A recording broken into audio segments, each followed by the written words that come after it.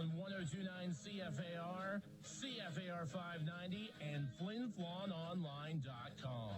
This crowd is going berserk. Brought to you in part by the North of 53 Co-op, Bailey Homes, Hud Bay, Great North GM, KFC, Arctic Beverages, and Jim's Custom Doors and Windows. And that is a beauty. Now here with the call to action. Oh my goodness, what a scrap here. The one and only. The building is selling 50-50, so you can hear me. Come up to the booth, I want to buy one. 10 seconds. Voice of your Flin Flon Bombers. Back at her so hard! I called it. Mr. Rob Hart. And good evening, hockey fans, and welcome to the one and only Whitney Forum here tonight. The Flin Flon Bombers, not bad. What ended up winning last night, spoiled the party. The Hawks home opener, beat them 4-1. And a nice 3-0 to start the young season. A lot of talk, obviously, heading into last night's game for lots of different reasons. Bombers 2-0, but a lot of people feeling, and I was included, I'm not going to lie to you, haven't really faced any real stiff competition as of yet. Hawks, of course, a pretty exciting team with 17 players back from last year. We all know what they did in the second half of last season, stopped the Bombers from setting a modern-day SJHL record and, beat them a couple of times and also knocked off Melfort as well a couple of times down the stretch last year. A lot of talented forwards coming back. But I think the Flin Flon Bombers showed last night that they can skate with anybody. And, they took it to Nipwood at times. Nipwood did take a lot of penalties, but I think a lot of that was due to the frustration. I think that they might have actually underestimated the Bombers heading into last night's game. But certainly not the last we've heard from Nipwood. They'll meet plenty more times throughout this year, but still a good confidence builder for this group early on. And more importantly, Travis Rideout, who's going to be jumping in and helping out with color commentary tonight. A very important 2 points. And with as tight as the league that we anticipate is going to be this year, every win's important. No, absolutely. And that's every season, every win is important, but I think it's going to be even more so this year. You have teams that have struggled in the past, like the Nipwins, and now they're coming up to the levels of everyone else. And, like you said, they did take the Bombers, I think, for granted last night, because I really don't think that, you see the turnaround with the Bombers this year, and the core that's back, they're not the sexiest, if you want to call it that, right? But at the end of the day, they do it as a committee, and I think that was really evident in Melfort last night, or Nipwin, last night. They couldn't believe that the barrage was going to happen. The thing I like about this Flin Flon team here, and I mentioned this to Leo Seitz in an interview you'll hear coming up in the opening intermission tonight, even with as talented as teams the Bombers have had, they're always going to be a bit of a letdown. They'd start games slow. It wasn't out of normal to give the other team a couple quick goals. Yeah. They play a good first period, then they wouldn't play a good second period. Then, they take 5 minutes off here. This group so far has been so tenacious from the beginning of the game to the end. Yeah. They don't stop skating. They don't stop coming at you. 2 really good. I don't know, it's early. We're only 3 games in. But that's one of the big things I've noticed with this group. Well, and I think that last year, they have them together tonight. You have Rhett Ewan, Wyatt Stinton, and Landon Alexander. When those 3 were together last year as a line, they were as dominant a line as Flin Flon had. Yes, they didn't score the points that maybe people thought they would have, but they were relentless on the forecheck. They were very physical. They got in your face. And I think if you look through this lineup right now, you got some young guys that are actually playing like that. There's some guys that aren't in the lineup that just play a relentless style of Flin Flon Bomber hockey. And I think that you look at the past teams that have won, as talented as the Bombers were 2 years ago, led by Justin Lees. They were very talented, but they weren't as deep, as relentless through all 4 lines, through all 6D, as I think a team like this is right now. You don't have that perennial superstar, but you have a lot of guys that can put a lot of points in. Well, another thing about the Bombers, too, and the word is getting around the league of how fast they are. Yes, absolutely. I'm telling you, those games, even against Laurence, were quick, but last night in particular, that's going to be Nipwin's forte this year, all those skilled offensive guys. They were back on their heels a good junction of the game. Yeah. This Flin Flon team can skate, and, the funny thing is about Landon Alexander, we remember him last year for the booming hits and how can't you, the way that we laid guys out. Yeah. But this year, this guy's incredibly fast. There was a game, last night it was a sequence in the game, and the puck was cleared down the ice in the Bomber zone, and there was a Nipwin player was going into the Nipwin zone, pardon me.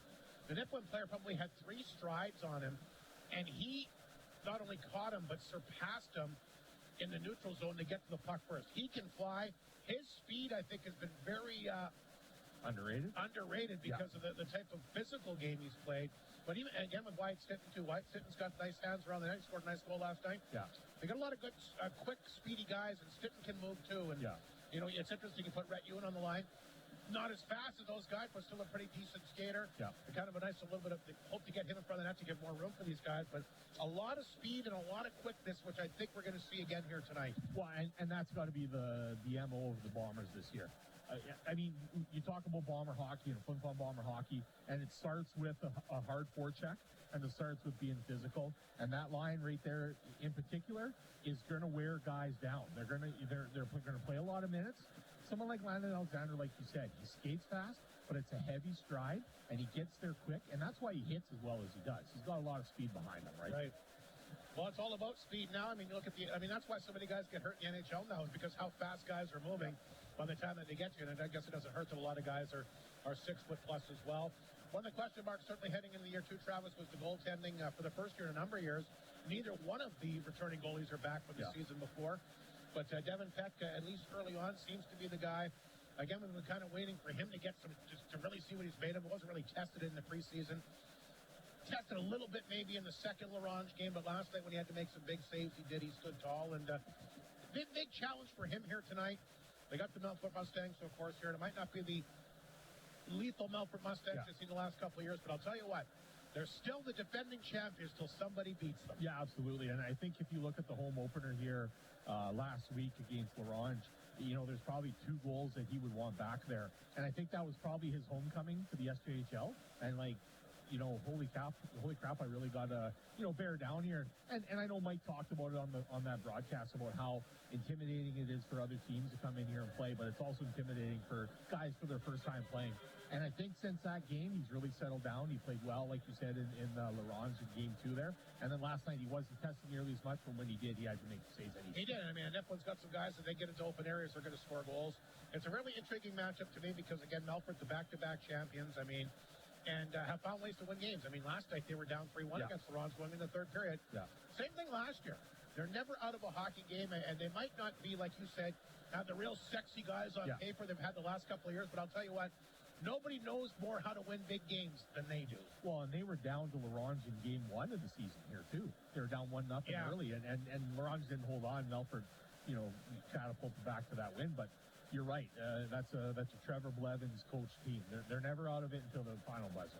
Going to be really interesting. I think they're going to be as good as they want to be this year. Yeah. But I'm looking forward to the matchup tonight. Always fun when the defending league champions come to town, especially the great rivalry between these two clubs. And it's interesting because, you know, I guess Flin Flon Larange is kind of, you figure that's your biggest rival. It's not. It's the Melfort Mustangs. A number of the Melfort players told me that. It's a game they've been waiting for. And obviously a number of the Bomber players as well. Yeah. It's something special, whether it's the Palace or here the Whitney Forum. When these two teams hook up, this is the matchup that all these guys want. Well, I know, and even at the league level, they talk about Melfort and Nipwood being the biggest rivals, but you're right, that's not the case. This year, maybe. Yeah, maybe it will, but I mean, at the end of the day, Flin Flon and Melfort have had a lot of meaningful games in the last 5, 6, 7 years. You think about, was it 5 or 6 years ago in the finals when Jason LaValle was on the team and they were in the finals against Melfort. I was in Melfort for that, and it was a special time even there. It was packed.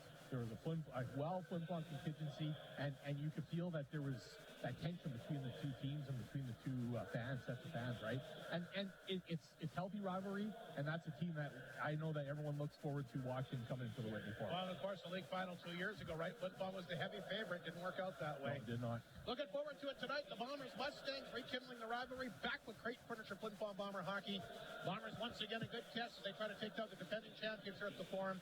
We'll take a break. Your SPHL Coaches Show is up next, right here on the one and only 102.9 CFAR and FlinFlonOnline.com. Great North GM in DePaul is one of the leading new and used vehicle dealers in northern Manitoba. Equipped with a highly trained and professional sales department, they also have multiple certified trained technicians on site to make sure you get the best service for your car, truck, or SUV at an amazing price. Great North GM. It's always a great day at Great North GM. Good evening. Welcome to our SPHL Coaches Show. Mike Reagan, the head coach of the Bombers, will join us here tonight. Mike, the team 3-0, good start to the year and a very solid 4-1 win against a pretty good Nipwood club last night. Yeah, I really liked our game last night, Hardy. Honestly, I thought we played a great road game. The power play struggled last night, no question about it. If there was, one area that I would have liked to see a little bit better was the power play. But other than that, I thought 5-on-5 were terrific. Thought our penalty kill did a great job. We were tough to play against. I thought that we limited them to not a lot of chances, especially in the first and second. In the third, they got a few opportunities and that. But, to hold a team under 25 shots in their home opener, you got to be happy with that. Well, and you mentioned the power play, Mike. Maybe percentage-wise it wasn't great, but when you needed 2 power play goals, you got them. Well, that's just it, and that's something I talked about with the guys after the second period. I said, doesn't matter what happened in the first or second. If we're not happy with the power play, we can't let that affect us here. Like when we get an opportunity here in the third, we got to make it count. And we didn't capitalize on the 5-on-3, but we were able to get 2 power play goals, which kind of put the nail in the coffin. And you killed the 5-on-3 right off the hop last night. That could have really set the tone if they were able to get an early goal. 100%. Those are momentum swings that definitely have a big effect on the outcome of the game. You let one in early like that, you obviously all of a sudden they're feeling real confident about themselves in their home opener, and they get a little bit of air in their tires, and we did a good job for sure. Real proud of our penalty kill so far early on in the season. It's been excellent. Just something positive that we got to build off of. You've been preaching it basically since training camp, the preseason up to now, that they're going to score by committee. And, Lallimer gets the hat trick last night. Great in the preseason, but he didn't score at all in the first 2 games, and obviously has a big game last night. So a good sign when different people are stepping up game to game. For sure, Hardy. You take a look at Muka's had his share. Joey Lees has had some big games. Leo Seitz has had some good games for us.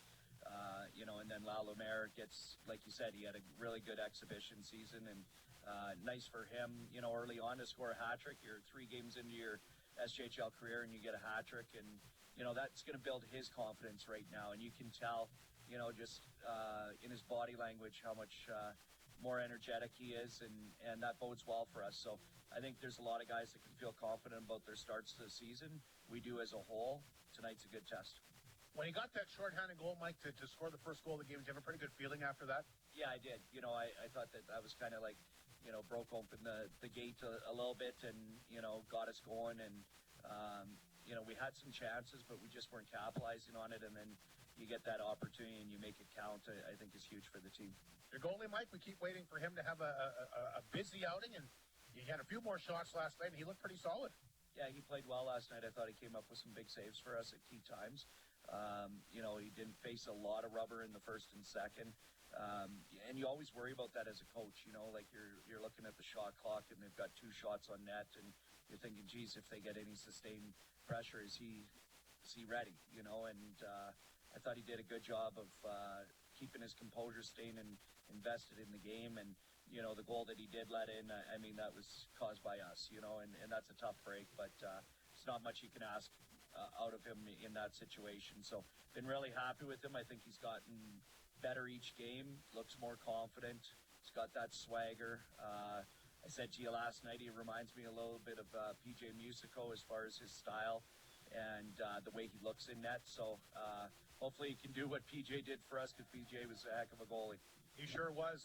We saw a couple new faces last night, Mike. We'll see another one tonight in Braden Bruce, the big 6'5" defenseman. What can fans kind of expect to see from him? Well, I think he's going to be more of a shutdown type defenseman, take care of his own end, be that big presence on the back end. Tonight he's playing with Yakimchuk, between the two of them. You've got a lot of size there and a lot of wingspan that you got to get around. So we're hoping that can be kind of that shutdown pair that takes care of the opponent's top lines. And, I think that obviously there's going to be an adjustment for him. The Whitney Form's a smaller rink than, playing in the OHL and stuff like that. So it's going to take some time, but we're excited about having him here, and I'm looking forward to seeing what he can do tonight. Last night was a big challenge, Mike. You got another one ahead of you tonight. The defending league champion Mustangs are coming in, and in typical Melfort fashion, they find ways to win games. They're down last night. They find a way to win it in overtime, and never obviously an easy game. They are the back-to-back champions, but a good challenge again for your group. Yeah, we're excited about this challenge. After last night, getting the win in Nipawin, knew that was going to be a big challenge, but then our focus shifted right to Melfort. And It's always exciting when these two teams, lock horns, and I'm expecting a good game here tonight. We mentioned, of course, the big defenseman coming in. Any other lineup changes for tonight? No, everything else stays the same. Sounds good to me, Mike. Good luck against the defending league champs tonight. Should be a lot of fun. Thanks very much, Hardy. Mike Reagan, the head coach of the Bombers, once again here on 102.9 CFAR and FlinFlonOnline.com. Bailey Homes has 15 years of experience in the North, specializing in RTM homes and foundations, and are also proud supporters of our community. They are so thankful to Flin Flon and the surrounding areas for supporting them for all these years. They're always willing to chat with a potential customer to help Bailey Homes show what they can do for our community. Visit bailey-homes.ca to find out how they can help you build the home you are looking for. Coaching Show continues. Great pleasure to be joined by the CJHL Coach of the Year, Trevor Blevins. Back-to-back championships. Trevor, great to see you, and again, congratulations. I know you're a bit of a modest guy, but that's a heck of an achievement, and just congratulations on a job well done once again with this program. Yeah, it's always an organizational award, in my opinion. There's leadership at the top, but that starts with our board of directors, and they're just great to work with. The presidents and everyone all the way through, staff and players. It was a special year for sure, but we've turned the page and away we go. $1 million question to start things off this year, Blevy. Back-to-back championships. Which one was tougher to win? I think they're both at their own, intricacies, right? I think when you're expected to win, it's tough too. As the pressure's on. But as far as the actual grind of it, we had a game 7 in the first one. We had a tough series of Flin Flon going to game 6 where, we didn't get past game 5 really in any of those other series last year. But, the guys were great in both situations. They dug deep, and that was a great 2 years, obviously. And, hopefully we can compete for another one here. A lot of great stories last year, but how about the 8 regulation losses, Trevor? That's not easy to do. I'm sure when you look back, when it's all said and done, that's going to be something you're going to remember, right? Oh, yeah, that was just a fantastic year. We had such a great group that just showed up every night.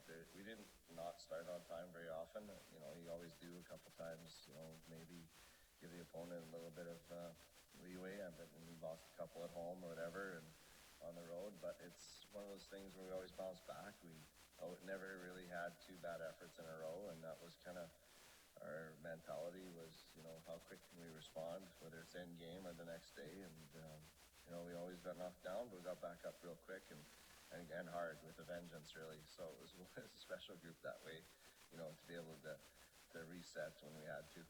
One thing I remember about your group last year, because you and I talked about this, and you were always quick to talk about Christian Coombs and how he was going to be your everyday goaltender, his work ethic, and just how committed he was. Ends up, I think we had 2 NCAA Division I scholarships in our league. He gets one of them.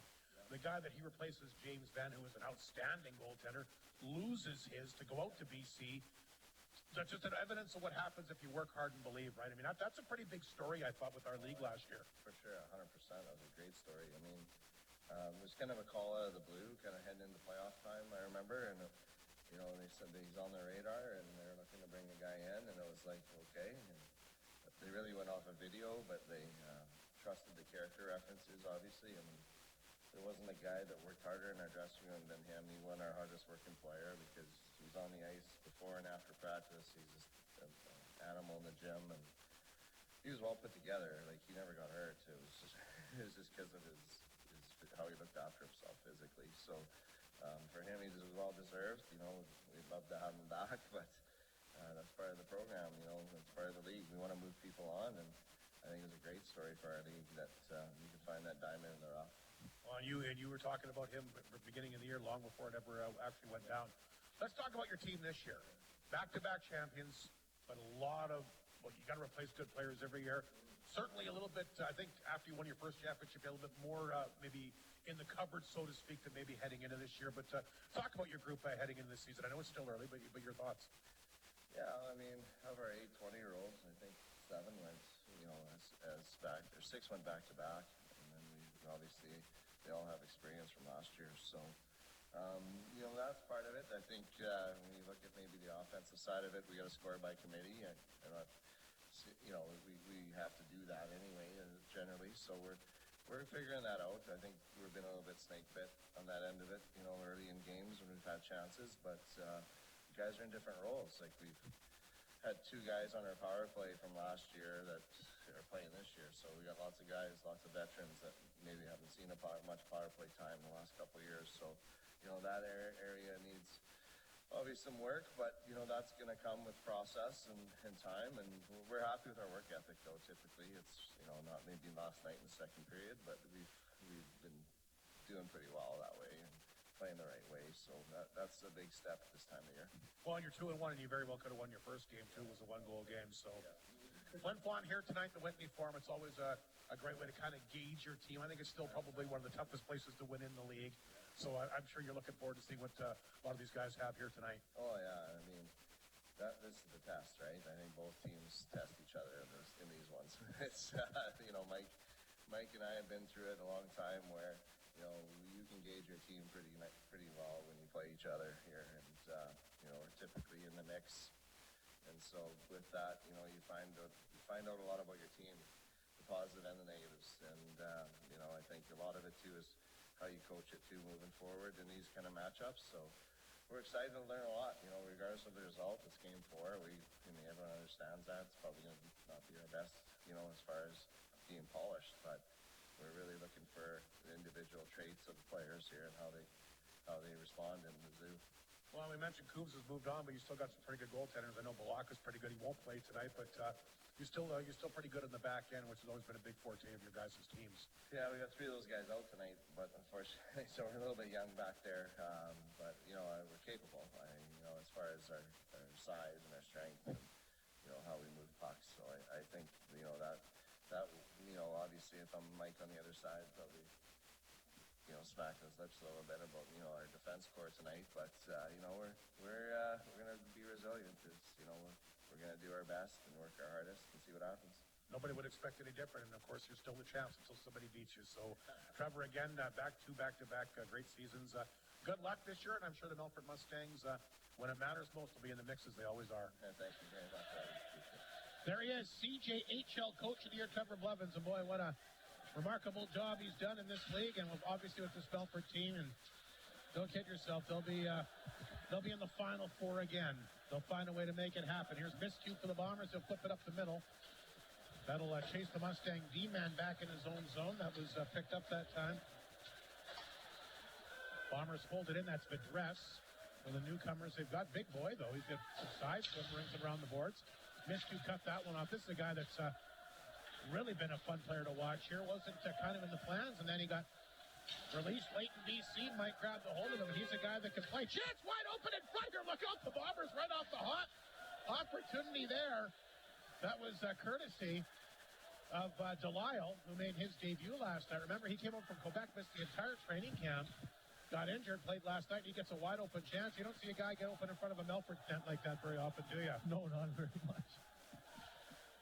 Just underway, Rob Hart, Travis Rideout, Bombers defending league champion Mustangs, Flin Flon 3-0. Mustangs 2-1 to begin the year. Here's one of the guys who's been around the last couple of years, Binner. He'll fire that one back inside the Flin Flon zone. We'll get to our starting goaltenders here, the first stoppage of play. Mounier got rerouted. He'll throw it back in the goal. That's Yakubchuk off the glass. Joey Lee tried to pick it up in center, tapped away from him. There's Binner after it, the veteran.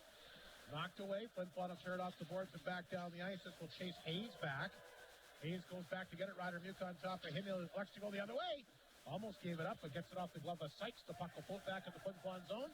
There he is, the newcomer from the OHL, Hayden Bruce. And he gets it up the left side here to Leo Sykes. It took a pretty good slash that time from Atkinson. White in there, can't clear it out. Flin Flon holds it in, leaves his shot, goes wide. Marcus can't chip it up. Puck will roll back to the front of the net. That's smothered here and held on by the starting goaltender for the Mustangs, Kaysen Kabelka. Late Western Hockey League got cut, so he should be just what the doctor ordered with the injury once again to Malacca, their number 1 goaltender. And the numbers on Kabelka this year, he's 2-0.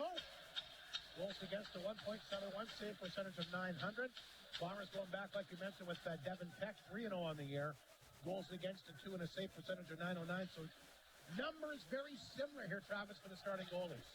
Yeah, absolutely. And, both have a lot of experience down the line here that they'll have to utilize in these games here. Speaking of experience, Bo Eisner from Swan River, big stud D-man for the Mustangs. Been there for the back-to-back championships. Fanned on that one. Got some help from Marcus.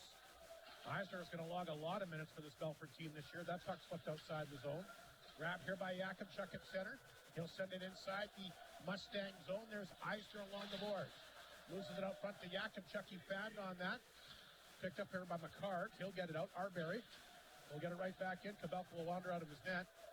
And he'll leave it back in the goal where it's picked up here. The Mustangs will move it ahead. Here's a pass over to Saddlemeyer. Had the hat trick last night from the overtime winner. Knocked away from him. Nash Holmes leads it back to Fashon. Center ice for Ewan, but Eisner cut that one off. Fashon. And got a hold of it, but he can't clear it out. Saddlemeyer will keep it in. Fashon. Forced deep in his own zone. Here's Stitten gave it away. Saddlemeyer took it from him. Saddlemeyer in the corner. His backhander got blocked.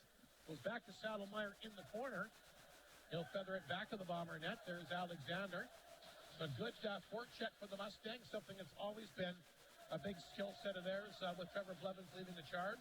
Very good on the puck deep inside the opponent's zone. Here's Rhett Ewan. He'll clear it out. Big hit there. Alexander took a bit of a bump there from Aikens. He's going to skate off. Puck will go back in the Mustang zone. Here comes Saddlemeyer. Nice pass outside the zone to Monroe. Monroe up the middle. Tried to get free here, but knocked away at the last second. Here comes Holmes back the other direction. Holmes to center.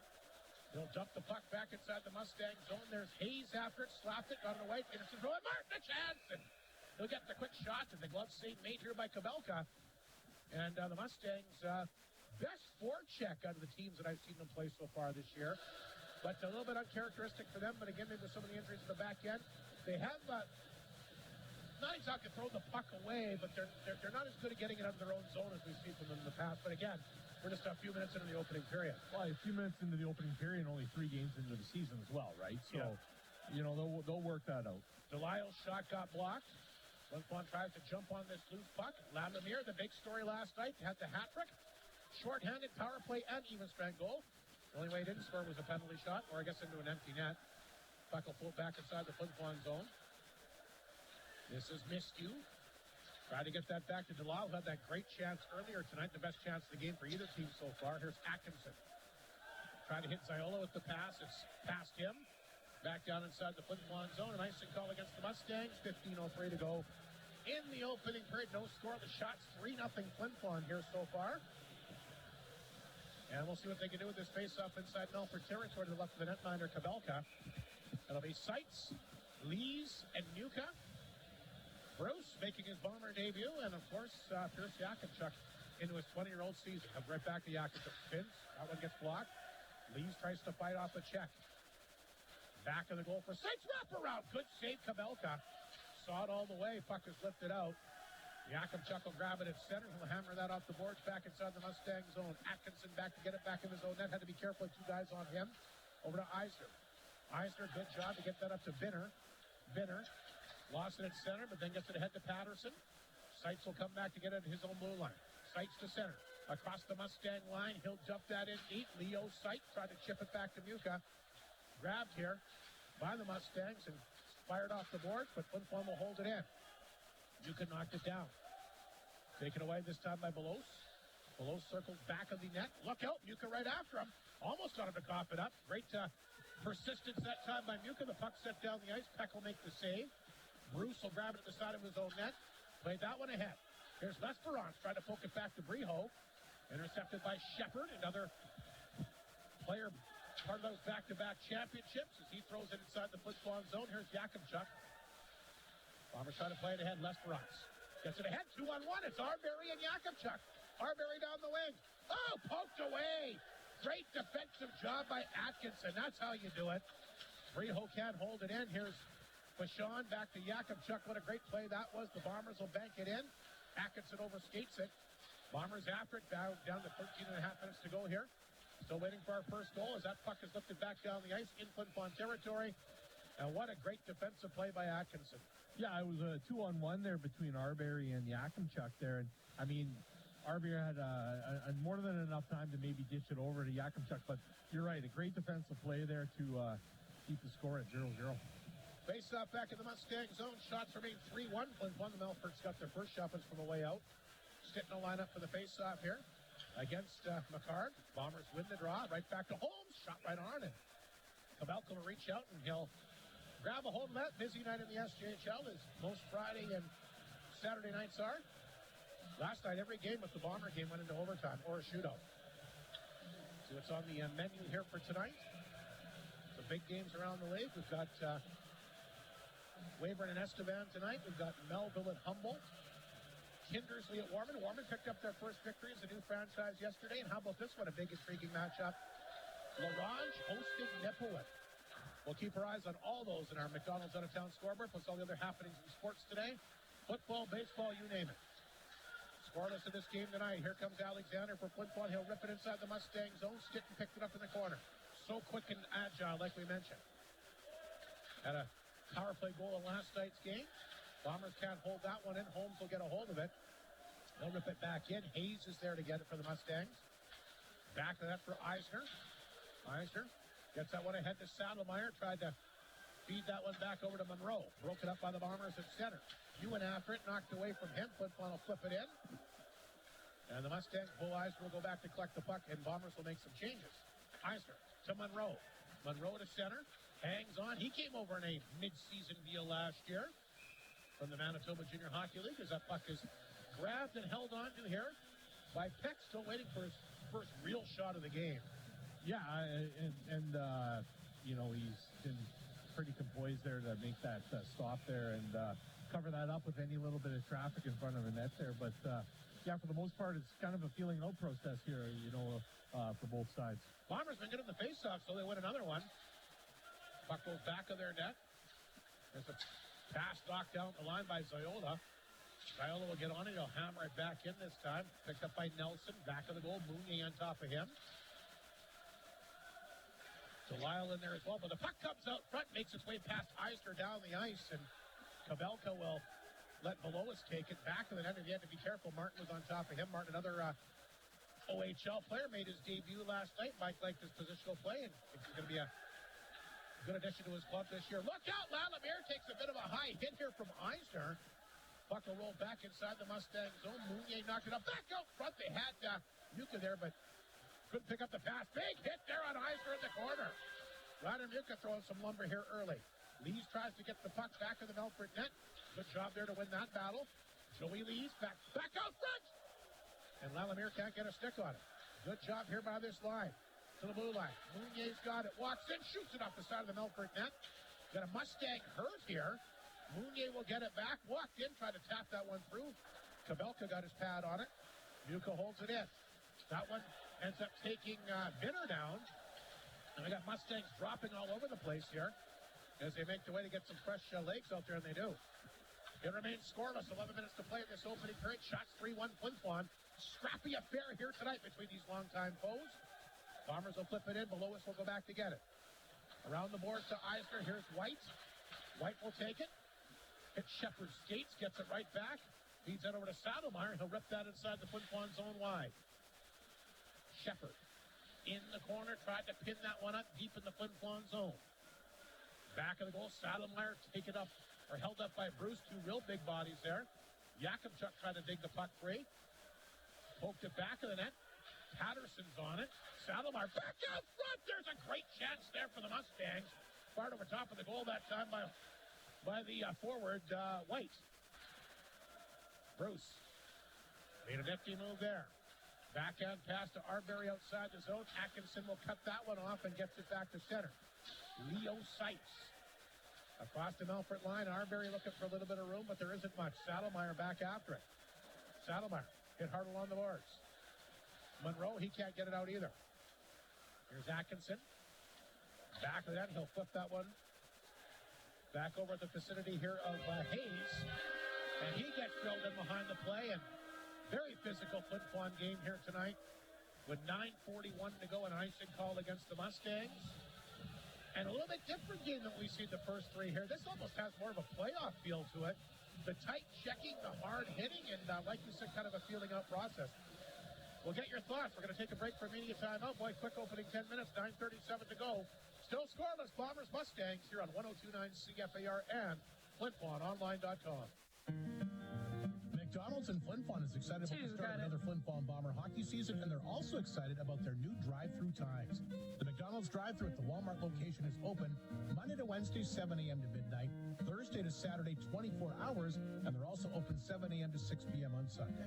Stop by, enjoy all your favorite menu items, including the Big Mac, Quarter Pounder, Chicken McNuggets, McChicken, delicious fries, and all your favorite breakfast items. And don't forget to check out the McDonald's app or come to McDonald's to redeem the back-to-school coupons, all at your local McDonald's restaurant at the Walmart location in Flin Flon. University College of the North is built in the North for the North. UCN is the only post-secondary institution with its main campuses in northern Manitoba. Explore over 40 programs, degrees, and certificates. They're all available right here in your own community. Stay close to home. Study what you love. Build the career you always dreamed of. Apply today at ucn.ca. UCN. Here you can.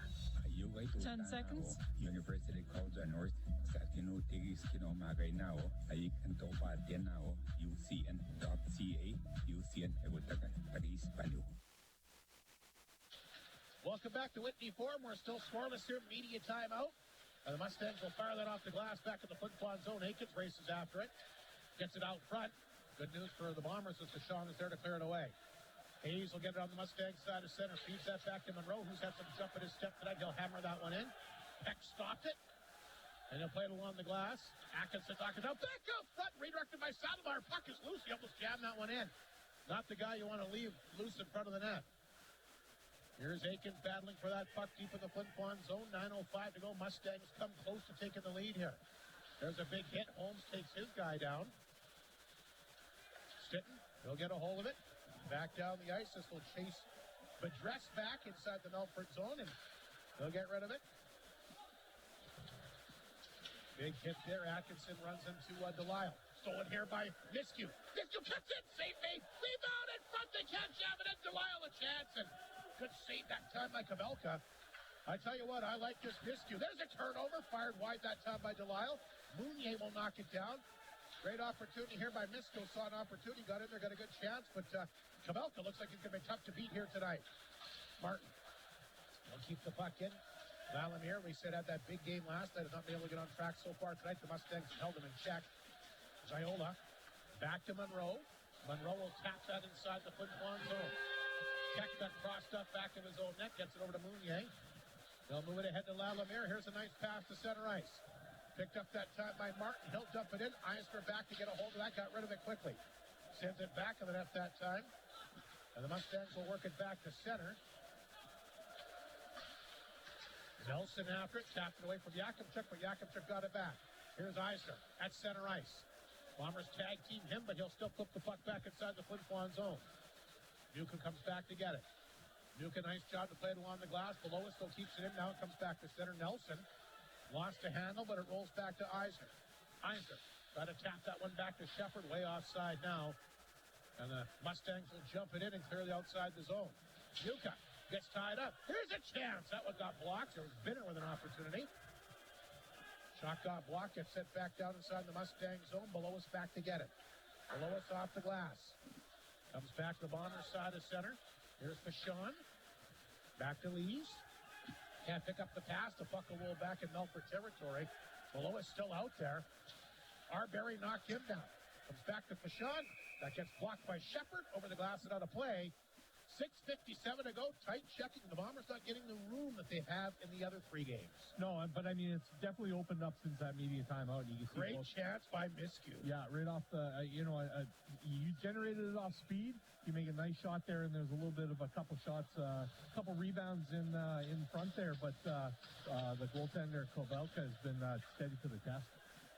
It remains scoreless. Face off in the Mustang zone. The Bombers try to get to the front of the Melfort net. That's swatted away by Atkinson. Puck will come out. Mustangs had a chance for 2-on-1, but McCarg got knocked down at center. Mustangs will still get the puck inside the Flin Flon zone. There's White after it. Tied up in the corner here with Holmes. 6:35 to go, opening period. First meeting of the year between these long-time foes. There's a chance now for Lesperance. Down the left side. Lesperance, a shot right on. And Kabelka played that one perfectly. He did have Arbery streaking in the net, but you noticed that Les Bronze glanced over there and realized that Bedress was right on top of him. Not a lot of open room. Bedress did a really good job to get back up there and take away that 2-on-1. Well, the thing is, in that situation, Les Barrera did exactly what you're supposed to do. Low shot along the ice, hopefully off that far pad, and Arbery was there to potentially hit a rebound, but the goaltender swallowed it up any type of rebound. Shots are 7-1. Flin Flon Wyatt Stitt to take the face-off against the Mustang captain, Saddlemeyer. Right back to Miskew, and he'll fire that on target. And Kabelka once again saw it all the way. One thing about this Kabelka, and you see a lot of these Western Hockey League goalies, they do not give up a lot of rebounds. No, and I mean, that's evident there, and that was evident of the play before there. Anything around him, he picks it up right away.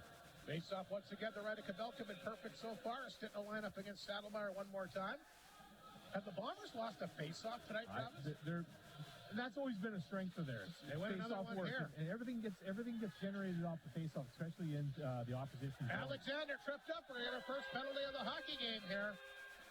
And the Bombers did struggle a bit on the power play last night, but did get those 2 power play goals when it counted.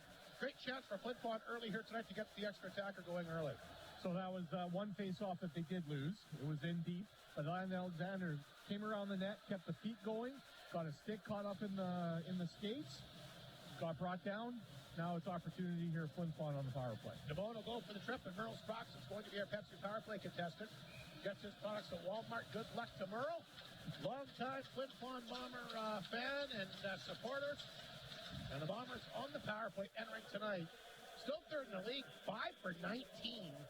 And here's something you don't see very often, Travis. The Melfort penalty kill ranked dead last. I can't think of any time I've ever seen that. Mustang penalty kill ranked 12th. They've given up 4 goals on 10 opportunities. You don't see that. No, not of the Trevor Blevins coach team, that's for sure.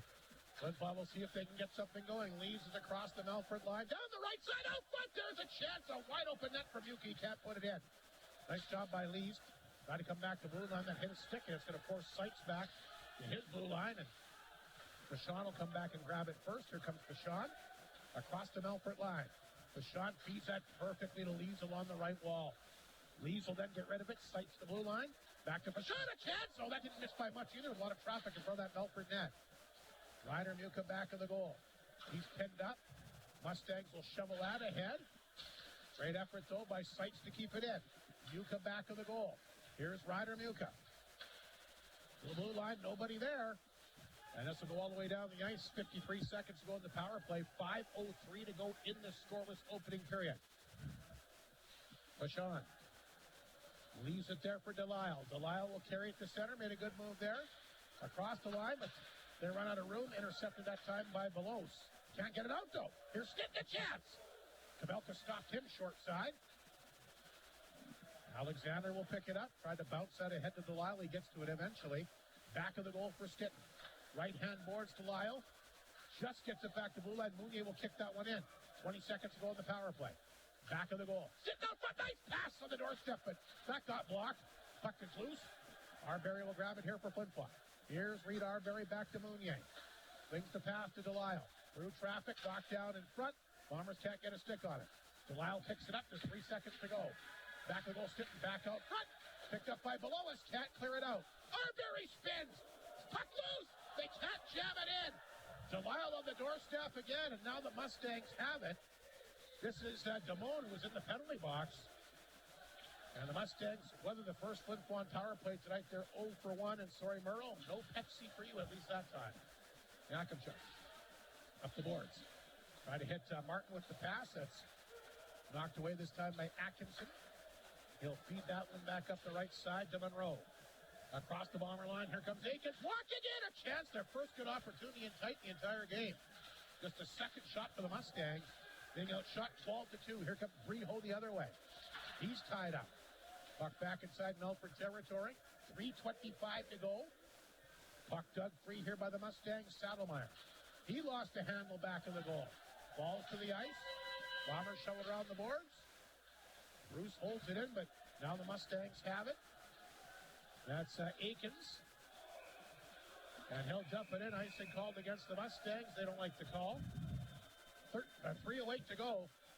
And a couple good chances for Flin Flon, but not being able to put the biscuit in the basket, so to speak, so far tonight. No, and I think that power play look was a lot better than most of their They power move it play. around pretty well. And the thing about it is, last night I thought they forced too many plays. I thought they forced, there was a few times Joey Lees had the puck along the sidewall and just forced a shot. Not just him, anyone. But I thought that this one, they moved the puck around. They got some good lanes open. They had some nice opportunities. And, it was a way better power play opportunity than there was last night. Aikens against Lees. Bombers get the puck back to the blue line. Yakupchuk swats to get that one in. Picked up by Aikens again. Lees tried to pin him up along the boards. He'll lift that off the glass, back down the ice. It'll be icing again. 2:55 remaining. 12-2 the shots, Flin Flon. And let's face it, Kabelka's pretty stellar in between the pipes as well. Not a lot of room, especially, and again, a typical major junior goalie who really knows how to take away the bottom part of the net. Well, and the composure's there. He doesn't make moves unless he has to make a move. You don't waste the energy. You don't need to make a move unless you have to, and he's very composed in there so far. The shot. The sights pinned up hard along the boards by Eisner, playing a lot of minutes here in this opening period, and he will. Especially with some injuries to some of their defensemen. Mustangs work it free. That sent past Holmes down the ice, and he'll race after it. Won't have enough for icing this time. Flip will have to bring it back up the ice. Here's Holmes. That one intercepted. Nice job by White. It's almost like he anticipated exactly where it was going to be. They'll throw it back out front to Damone. Damone will tap that one back in. Back of the Bomber net for White. He's tied up. Holmes in there trying to knock it free. Grabbed here by Fashon. Look out. Fashon almost coughed it up here inside his own zone, but he works hard to get it out. Nuka can't get going. Knocked away from him. Mustangs will fire it back in. Peck stopped that. Here's Holmes. Looking for someone to give it to. Bounce it back to Delisle. Delisle will tap that in for Lalimier. Lalimier. Oh, he had a guy open out front, but another good defensive play that time by below us. Lalimier along the boards. Trying to get that in for Martin. Mustangs get it. They've got the puck, and they start to make their way up the ice. Big hit there. Miscue taken down, but the Bombers have it. Across the line, Martin walked in. Quick, low shot, and scooped up like the good old shortstop Ozzie Smith used to do. Nice save that time, courtesy of Kabelka. He likes that glove hand. I'd like to know how many of the listeners know who Ozzie Smith is. I do, and that's all that matters. So do I. You think shortstops, don't you think Ozzie Smith? Well, I think this generation would probably think A-Rod or Jeter. Yeah, well, A-Rod played a few positions, though, didn't he? Didn't he move to third base? He did. When he went to the Yankees, he moved to third, yeah. Martin back of the, and he was not Ozzie Smith. No, he was not. You tell me anybody else could do like the flip? Yeah, the flip there and land on his feet every time. He wasn't a baseball player. He'd probably have a good job in the circus.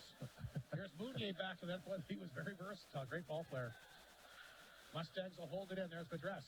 Try to come back out front. Puck is laying back of the Bomber net. Out front. Here's a chance. Mustangs work it back to Patterson. They'll dump it back in. Shot right on. Courtesy of Shepard. Puck comes back to center. Here's Patterson. He'll flip that one in. Mustangs a late surge here. Mounier looking around as Nelson comes barreling in on him. Miscue. Lost the handle. Good push by the Mustangs here late with the final 45 seconds. Jumping out some Bomber loose pucks inside their own zone. Ziola in the corner. Pinned up there. Flin Flon will work it free. Nice job here again by Stitton. Cut off by Eisner though. Here comes Ziola quickly. Ziola across the bottom line. He can move. Ziola throws it out front. Nelson almost whacked that one in. Flin Flon tried to clear the puck out. It stays in. Now it scoops out. Grabbed and centerized by Eisner. He'll flip it back in Flin Flon territory. Yakupchuk after it. Back of the goal it goes. Here's Mounier. Thought about getting rid of it, but Cox got on top of him. Yakupchuk played that one ahead to Ewan. And quickly the Mustangs jump on him. Back to Yakupchuk. 5 seconds to go. Flin Flon will have to hurt. They want to get one last chance. Saddlemeyer, though, takes that off a Yakupchuk stick.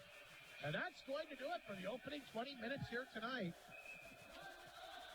And we got Ewan mixing it up here with Monroe. But a typical feisty Melfort team. Again, they don't have the big offensive weapons, but they come at you hard and they check. By far, the best checking team I've seen out of the three opponents the Bombers have faced. Yeah, I mean, it's 13-3 for shots right now for Flin Flon. Lots of those were, off the power play, but for the most part, this is the team that Flin Flon, you're going to gauge your season on, whether it's early or not, but yeah, they're definitely more physical, and they're definitely more in your face than the first two opponents for Flin Flon. So that's the story after the opening 20 minutes here tonight. No score. The Melfort Mustangs will take a break. First intermission show for the North of 53 Consumers Co-op coming right up here on 102.9 CFAR and FlinFlonOnline.com. Hud Bay is proud to be a sponsor of this Bomber broadcast. From donations for bursaries, hockey schools, clubs, community events, charities, and so much more. After this. Hud Bay has supported our community with dedication and generosity, contributing to events and organizations. Hud Bay thanks the people of Flin Flon for their continued support. The days get shorter, the leaves change color, and the pumpkin spice goodies are at the North of 53 Co-op. After checking out the fresh produce, and before you see what's in the meat department, linger longer in the baking section, and look twice, as the Co-op has everything pumpkin spice, from cookies to cupcakes, and of course the granddaddy of them all, the pumpkin pie. Cozy up to all that is fall at the North of 53 Co-op. You're at home there.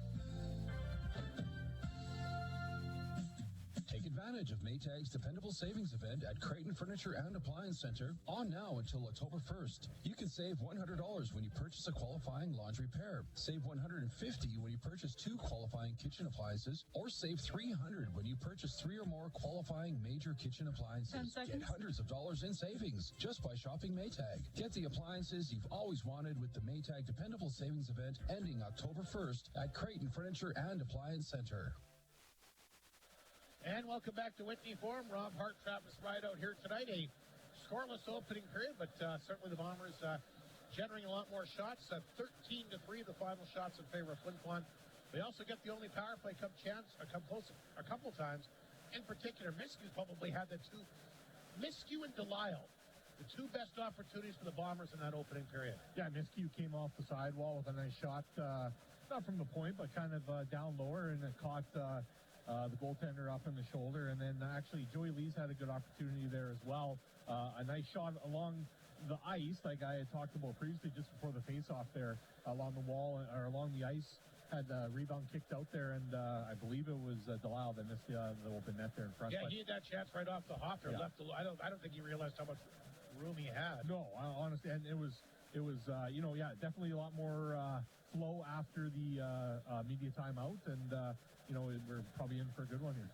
Yeah, but Melfort doing what they need to do. I mean, like I said, they're just they try to take away lanes, they try to take away time and space, and then if you turn the puck over, they jump on it. And that's been kind of at least what they were doing in the opening period tonight. Yeah, someone like Will Monroe, who's been around, and he's been a part of this organization now for 2 years, or a year and a half, and he looked good. He might have been their best forward. I think so too. So far, anyways, he's hard in on that forecheck, and he's not afraid to get a little dirty. And I think that's you kind of call him Swan River is the borderline Northern Manitoba town, right? So Northern Manitoba kid, we'll give him that one. Here's the thing too, is and shots are a little bit deceiving.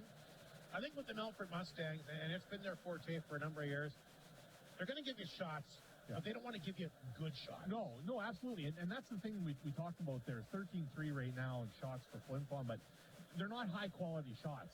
Even those ones that, the goaltender was able to snatch up the rebounds and stuff like that, they're from the outside. They're from the outside perimeter. They're not high-scoring chances, but you can generate chances off that if the goaltender is going to give out rebounds.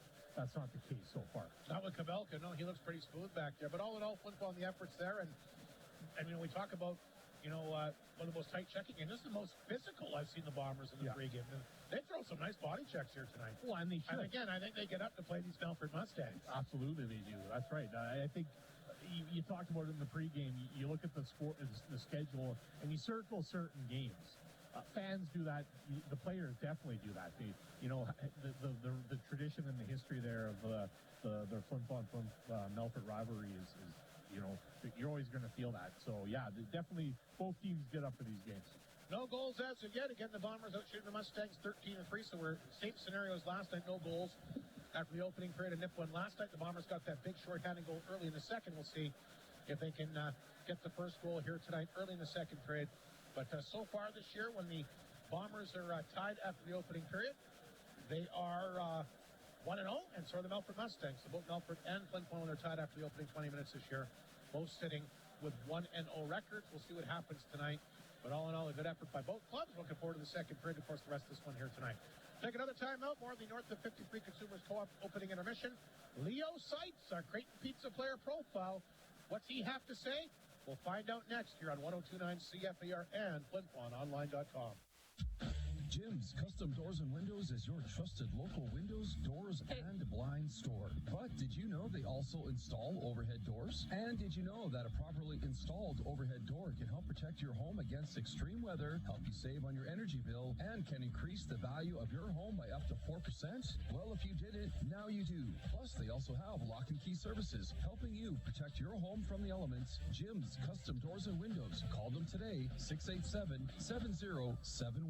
Okay, corporate meeting time. First of all, we got to cut it with the long-distance personal calls. Hello, Australia. Sure, I can hold. What was that? And we're going to have a dress code. Pants are the devil. And no more Creighton's Pizza. It's too distracting. The lasagna, ethnic favorites, wings, and of course the pizza. This is outrageous. That's it. We quit. We'll start our own company and run you out of business. What do we do here anyway? I'll tell you what we do. Call Creighton's Pizza 688-2080 and fight for the last slice. Welcome to our first intermission. Our Creighton Pizza player profile. Returning forward, Leo Seitz will join us here tonight. Leo, team off to a good start, 3-0. Everybody's kind of wondering what was going to happen. We get some competition. Went into nip one last night. The team looked pretty good, I thought. Yeah, I mean, good start for us, 3-0. It's all you can ask for. Really good test in nip one last night. We knew that would be a good measuring stick for us, and we performed. Power play was probably the only part of our game where we struggled a bit, but you're going to have nights like that, so it's just about how we respond tonight. Well, you still did end up getting 2 power play goals, which was obviously a big factor in the third period. Yeah, we had a meeting in the second intermission there, and as a group we responded well. A couple 5-on-3s we didn't capitalize on, but as the season goes on, as we mature as a group, those will start to go. It's funny you mentioned power plays because I thought one of the turning points was you were able to kill a 5-on-3 from them right off the hop last night. Yeah, that was huge for us, Hardy. We got a lot of momentum from that. Killing a penalty that early on, 2-man advantage, that's huge for our group. Get some momentum, and guys did a great job there. Been obviously a fun team to watch. The preseason, a perfect 7-0, and now 3-0, like you mentioned, here in the regular season. A lot of holes to fill. I mean, a lot of good players. I mean, Gruner's gone, Ringer's gone. I mean, on down the line, your stud goalie from last year. A lot of holes to fill. What was your expectations heading into the year here for this team? Yeah, I knew we were going to lose a lot of key guys, and I thought of it as an opportunity for myself and the team. Guys step up into new and bigger roles, and it's just about performing every night. So I think when guys leave like that, it's just a great opportunity for guys to step up and show what they're made of. Certainly is, because I mean, even though you guys are a part of the team last year, bigger roles for all you guys this season. Yeah, exactly right. And some of the young guys like me, Muka, Stinton, all getting bigger roles here this year, and just trying to make the best of it and play to our abilities. What did you take away from your first year in the league? What did you take out of last year? I knew it was a hard league to play in, especially as a 17-year-old. I think my game came a long way last year, becoming more physical and better defensively. So I think playing behind guys like Ryder Ringer, Keith Gruner, learning how they treat their body, how they prepare before games, and just the maturity they have as players is something I really took away and carrying into this season. You had a lot of team success, too. You were part of a team that won a national championship, were you not? Yep, I was in my first year midget. Do you think that kind of helped you jumping up to junior? Yeah, I think so for sure. I think playing in those situations with lots of pressure helps you along the way. And, won a national championships or a provincial championship, bronze at nationals. So still pretty good. Yeah, 100%. It was a fun team and lots of great experiences there. There's never an easy game in this league. You got the defending league champion Melfort Mustangs coming in here tonight. I'm assuming that the dressing room is pretty excited about this opportunity and certainly this big challenge. Yeah. Oh, yeah. The boys are fired up here. We're just going to do what we've been doing, executing plays, playing to our game plan, and playing as a team. You played well against Melfort last year. I mean, I think they only had 8 regulation losses all year. 3 of them were against you. Yeah.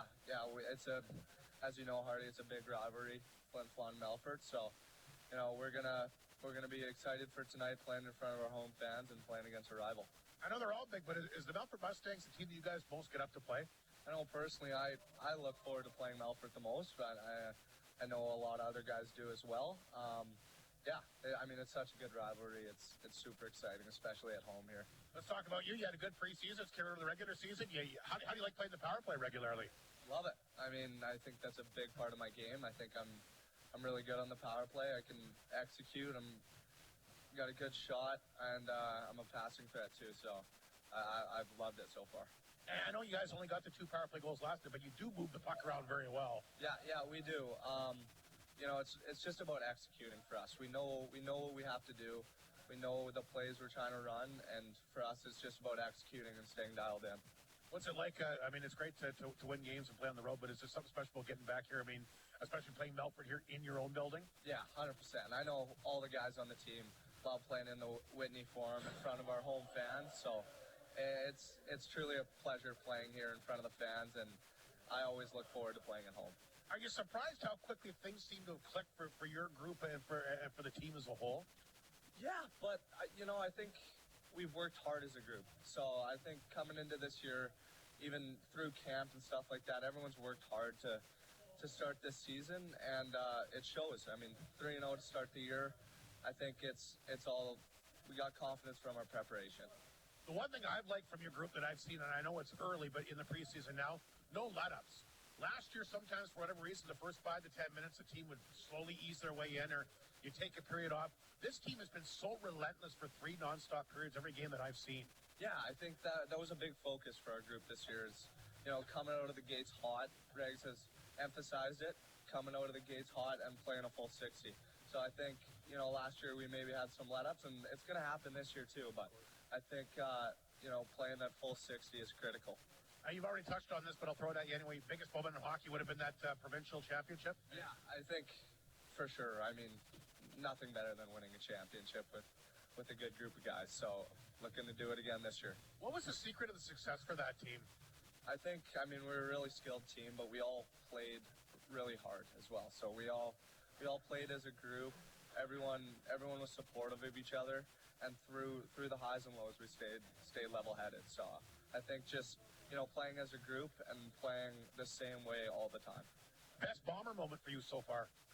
I was going to say home opener last year, but this year is just as exciting. So, yeah, I think, you know, home opener, playing in front of all these fans, and, you know, seeing the support from the community is amazing. Favorite team, favorite player growing up? Favorite team is Edmonton Oilers. I've always watched. A lot of you guys seem to like Edmonton. Yeah. I mean, hard not to like the Oilers, right, Hardy? So, and my favorite player, kind of guy I try to model my game after, is Jack Hughes. Sounds good to me. Listen, thanks, Liz. Good luck against the Mustangs. Good luck the rest of the way. Sweet. Thanks, Hardy. There we go. That's Leo Sykes, our Creighton Pizza player profile. Once again, right here, 1029 CFAR and FlinFlonOnline.com. Yo, dude, can you pass me a bubbly from the fridge? Yep. Here you go. This is the last one for the first period. No problem. What's that sound? Oh, you mean this? Which one? What? How did you do that? I did nothing. That's just the feeling you get when you drink bubbly sparkling water. Wow. Do it again. 12 flavors, 0 calories, 0 sugar, and a tasty, refreshing feel. Bubbly sparkling water. With 1029 CFAR's weekly auction, you never know what kind of deal you'll find. Don't miss the savings. Visit FlinFlonOnline.com and see what's being bid on next. You never know what kind of gold you'll strike. 10 seconds. Do you accept cash? Keep listening to 1029 CFAR. Gold in the back row. Thank you very much. You're the buyer. Your radio. And welcome back to Whitney Forum. The Bomber coaching staff making their way back on the ice. We're just about set to get ready with the second period. Let's take a look at the McDonald's out-of-town scoreboard tonight. Weyburn Estevan 1-1 midway through the opening period. Melville Humboldt, of course, will not start till 8:30 our time. I hate that time change. I know. I can't wait for it to go back. Kindersley Warman just getting underway. They're scoreless. And, of course, I'm looking forward to this one tonight at the Jonas Roberts Memorial Community Center. The Ice Wolves still looking for their first win of the year. We'll see how Nipwin bounces back after a tough game against Flin Flon last night. Big ICU division. That sounds weird saying that. I know. Right? Yeah. Anyway, big. That's the key matchup for me tonight. Yeah, I mean, Nipawin, shouldn't be in the situation they're in, or for the most part, people are looking at them with so many returning guys to be, one of the stronger teams in that division. We'll see what happens tonight. Manitoba Junior Hockey League action. Burton leads the Winnipeg Monarchs 3-1. That is in the second period. Monarchs, of course, a brand new team this year. The Blizzard are playing for the very first time this year. That's crazy, too. 1-1 against Selkirk after one, so a decent start for them. Nipawin leads Dauphin 1-0 in the second, and the Blues in Swan Valley 1-1 in the first. How about those Winnipeg Blue Bombers today? I didn't think Zach Claris was ever going to play another game in his life, let alone today. Maybe the best. He almost had 400 yards passing, and he came out and played good. They knocked off Hamilton 40-3. Edmonton's got the Rough Riders down 11-9 in the fourth quarter. That could be a big win there for the Elks. How about it 1-0 after the first quarter? Is that what it was? Yeah. Obviously a defensive battle. A ruse. Baseball scores today. The Blue Jays, they got a chance to still finish first place in the American League East. They knocked off Tampa Bay 5-1. The unfortunate thing for them, the Yankees won again. They beat Baltimore 6-1. Detroit, a big win. Can you believe it?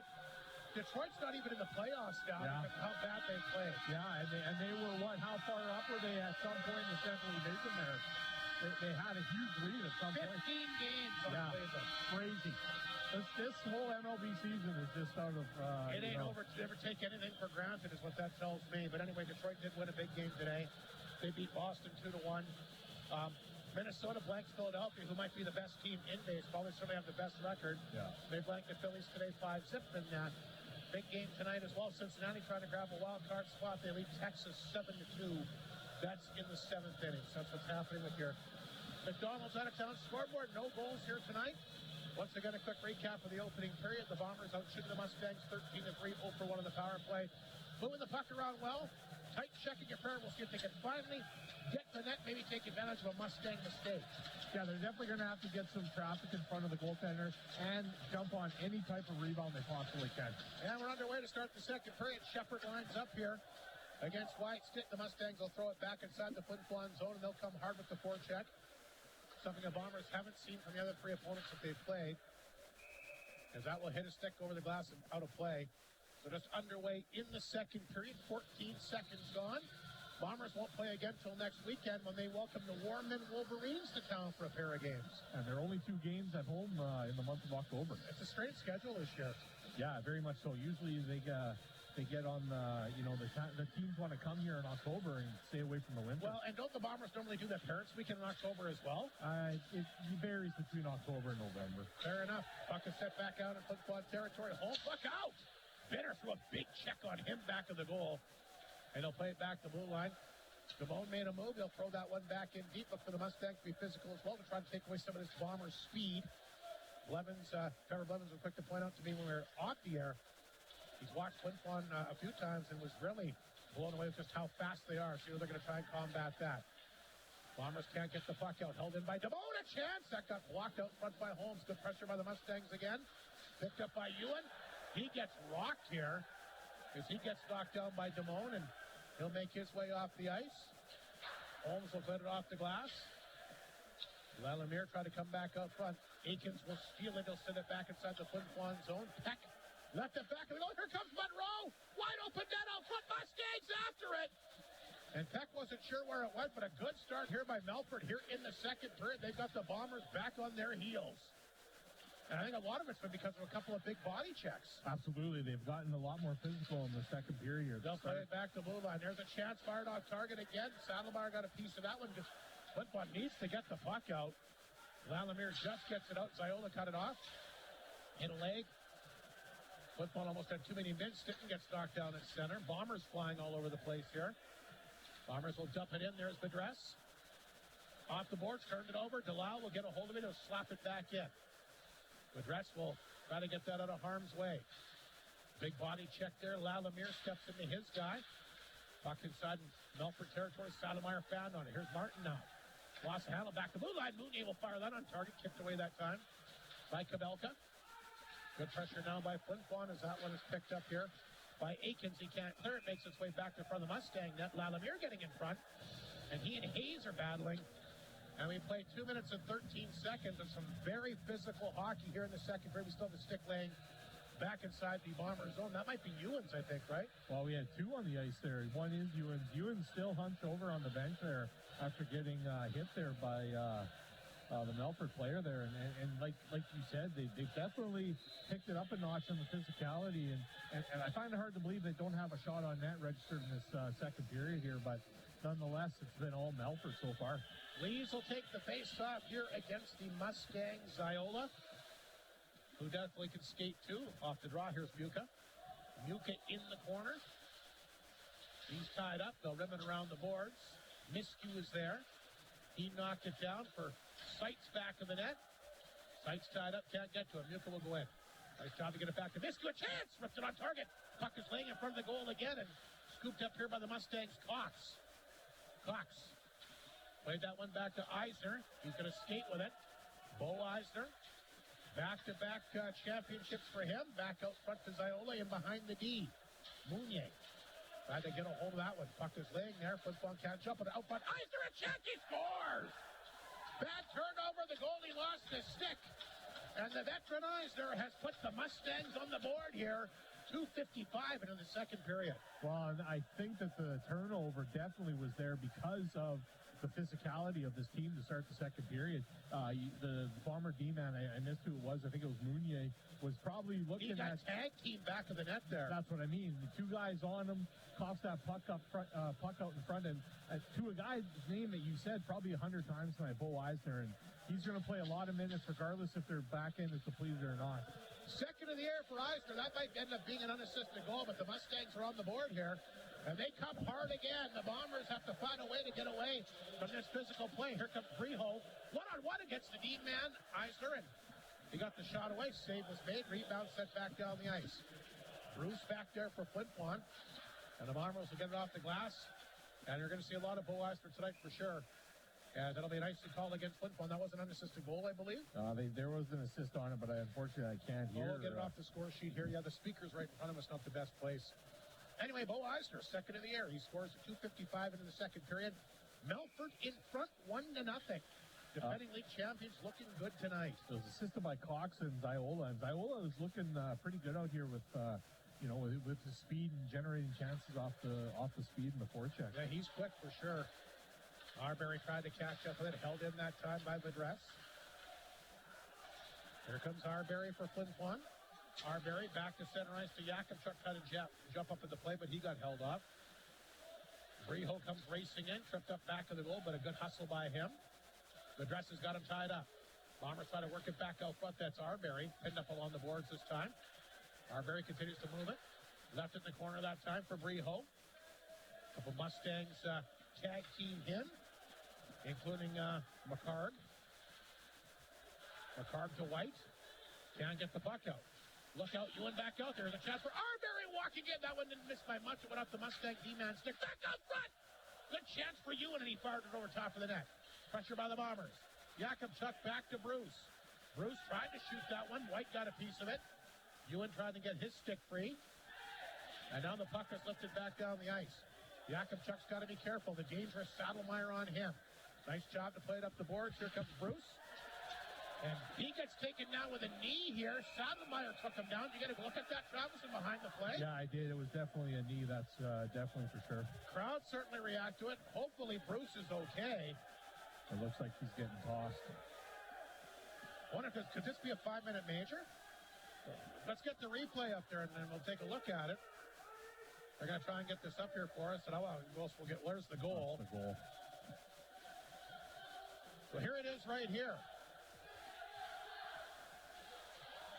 Oh, I don't. Here we go. What do you think, Travis? This is a 5-minute major penalty? He doesn't try not to get out of it. He doesn't try not to get. Bruce is being helped to the locker room. He definitely doesn't try. It is 5 minutes. It's up there.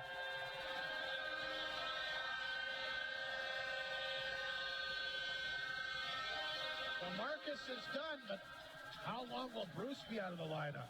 Yeah, and I mean, in his debut tonight, he's definitely looked good. He's definitely looked calm on the back end there. And I mean, it's one of those things where Did he try to get out of the way, or did he try to, The problem is it's so much quicker on the ice than it is up here. Absolutely, for sure. That's right. Yeah, And I mean, you can look at it, and you got to remember on that instant replay, they've slowed it down considerably. Quite a bit. Yeah, no, for sure. And regardless of what happened there, it's a 5-minute power play here for the Bombers. And if you really want to stick it to the Melfort Mustangs, you score on this power play here. Sheldon Wall is our Pepsi power play contestant. Gets his products at Super K. Bombers 0 for 1 here tonight. We'll see if they can get one here. Mustangs almost get a shorthanded break here. Lees will get a hold of it. He's quickly across the Melfort line. Lees hanging on to it. Here's Joey Lees, the blue line. A shot! Good save that time by Kabelka through traffic. Boy, Bomber bodies flying everywhere. Ewan taken down again. Or sorry, that's Duca taken down. Rashawn goes back. There's a miscue between him and the goalie. Cox with the steal here. How about this? Cox comes over and takes it away. Great penalty killing here by the Mustangs. There's Ewan. He'll get it back in. Kabelka stopped the side of that. That's picked up here by Damone. And grabbed and sent down the ice. Peck better be careful. Here comes Cox in on him. And the Bombers again having a hard time getting going. 4:09 remaining in the major penalty. Here's the pass to Fashon. Fashon to center. Carries the puck across the Melfort line. Dumps it in here for Ewan. Damone stood him up in the corner, but Lees comes over and grabs it. They'll bank it to the right point to Fashon. Lees outside the right circle. Nice pass to Fashon. Long shot out front. That's a foot one-timer that time by Sept, and a good right pad save by Kabelka. Here's Lees. Hangs on, shoots it. Blocked that time by Damone. Melfort blocks a lot of shots. Here's Fashon. He'll hold it in along the boards. Back to the goal here for Buca. Back up front. The quick release by Sept, and again, there's Kabelka. Ewan down again in front of the net. He's trying to get out front and do what he does best. And the Mustangs obviously are working on him in front of the net. They're taking a bit of a high stick here, too. Yeah, 2 good chances there by the Flin Flon Bombers on this power play here. Both were because of being patient and not forcing those shots there. Joey Lees with a nice pass over. Yeah, he's looked pretty good here. He absolutely has. Fashon there with a nice shot from the point, and then that was a nice shot there as well. Mustangs win this face-off. Down the ice it goes. Peck will stop it. It's a 1-0 Melfort lead. The veteran Bo Eisner has scored here. And the Mustangs lead at 1-0. Flin Flon trying to tie things up on this major power play. Here comes Reed Arbery. Trouble finding the puck. Moved it to Alexander. Can't get across the line. Here's Stitton. He'll take the pass. He had a power play goal last night. Stitton. Nice pass to blue line. Mounier. Right side for Arbery. Back to Mounier. Here's Arbery. Spin! Shoots! Oh, and Kabelka didn't see it, but I think he got a piece of it. I think it just kind of hit him. Bombers can't buy one so far tonight. They'll hold that one in. Delisle, some good chances in the opening period. He's trying to pick up the puck. He does. Took a hit that time by Monroe. Alexander back of the goal, back up front to Arbery. Out front, back door. Oh, Delisle just missed the pass. They've set him up a number of times here in these first couple periods. Bombers to get free again. Mounier trying to chip it back to Arbery, not going to stay in the zone. Down to 2.5 remaining in the major penalty. 1-0 Melfort in front. Bombers trying to tie things up. Arbery goes it back to Lees. Fires out front. Redirect, and they score! Wyatt Stickett! What a beautiful goal! Excellent goal there from Stinton. Going to the net, like we talked about at the start of this period. You're not going to beat Kabelka clean. That was an excellent feed by Arbery there, feeding Stinton in front. Nice little redirect, and then you caught the rebound and put it in the net. And the nice thing is, Flin Flon remains on the power play. Congratulations here to Sheldon Wall. You're a Pepsi power play winner. What a play by Wyatt Stinton. You know what? Talk about Joey Lees again. He threw it to an area to get him to the net. Yeah, I don't know if Lees thought he was going to be able to make that type of a play, but he got it there where he needed to get it to. It's one of those goals where you got to, they work on those individual little small area games, little tight areas. And what a goal from Stinton there. In tight, able to get that rebound to tuck it in up underneath. Well, power play goal for Stinton last night. He's got one tonight as well. We've tied things up here at 1. Lees back across the Melfort line. He set that one up. In tight for Ryder Muka. He fights off a check, trying to come back out front. Rashawn races to keep it over. Here's Lees. Through traffic again. Kabelka, the same puck is loose. Quick whistle there. Referee must have lost sight of the puck. He did. But a big, only 4 shots for Melfort in this game. Wow. So, and yet it's a 1-1 game. The thing with that last play there, where unfortunately the ref lost sight of the puck, but it was another good opportunity from Joey Lees there. Shot a low puck along the ice, made Kavelka make that save with the pad, especially blocker side, and it was wide open in there for the taking, but the referee blew the whistle. Arbery will also get an assist on that power play goal, by the way. So the Bombers have tied it, 12:06 to go in the period, 1:36 remaining in the major penalty. There's Lalamier, who had that hot hand in last night's game, had the hat-trick, including a power play goal and a short-handed goal.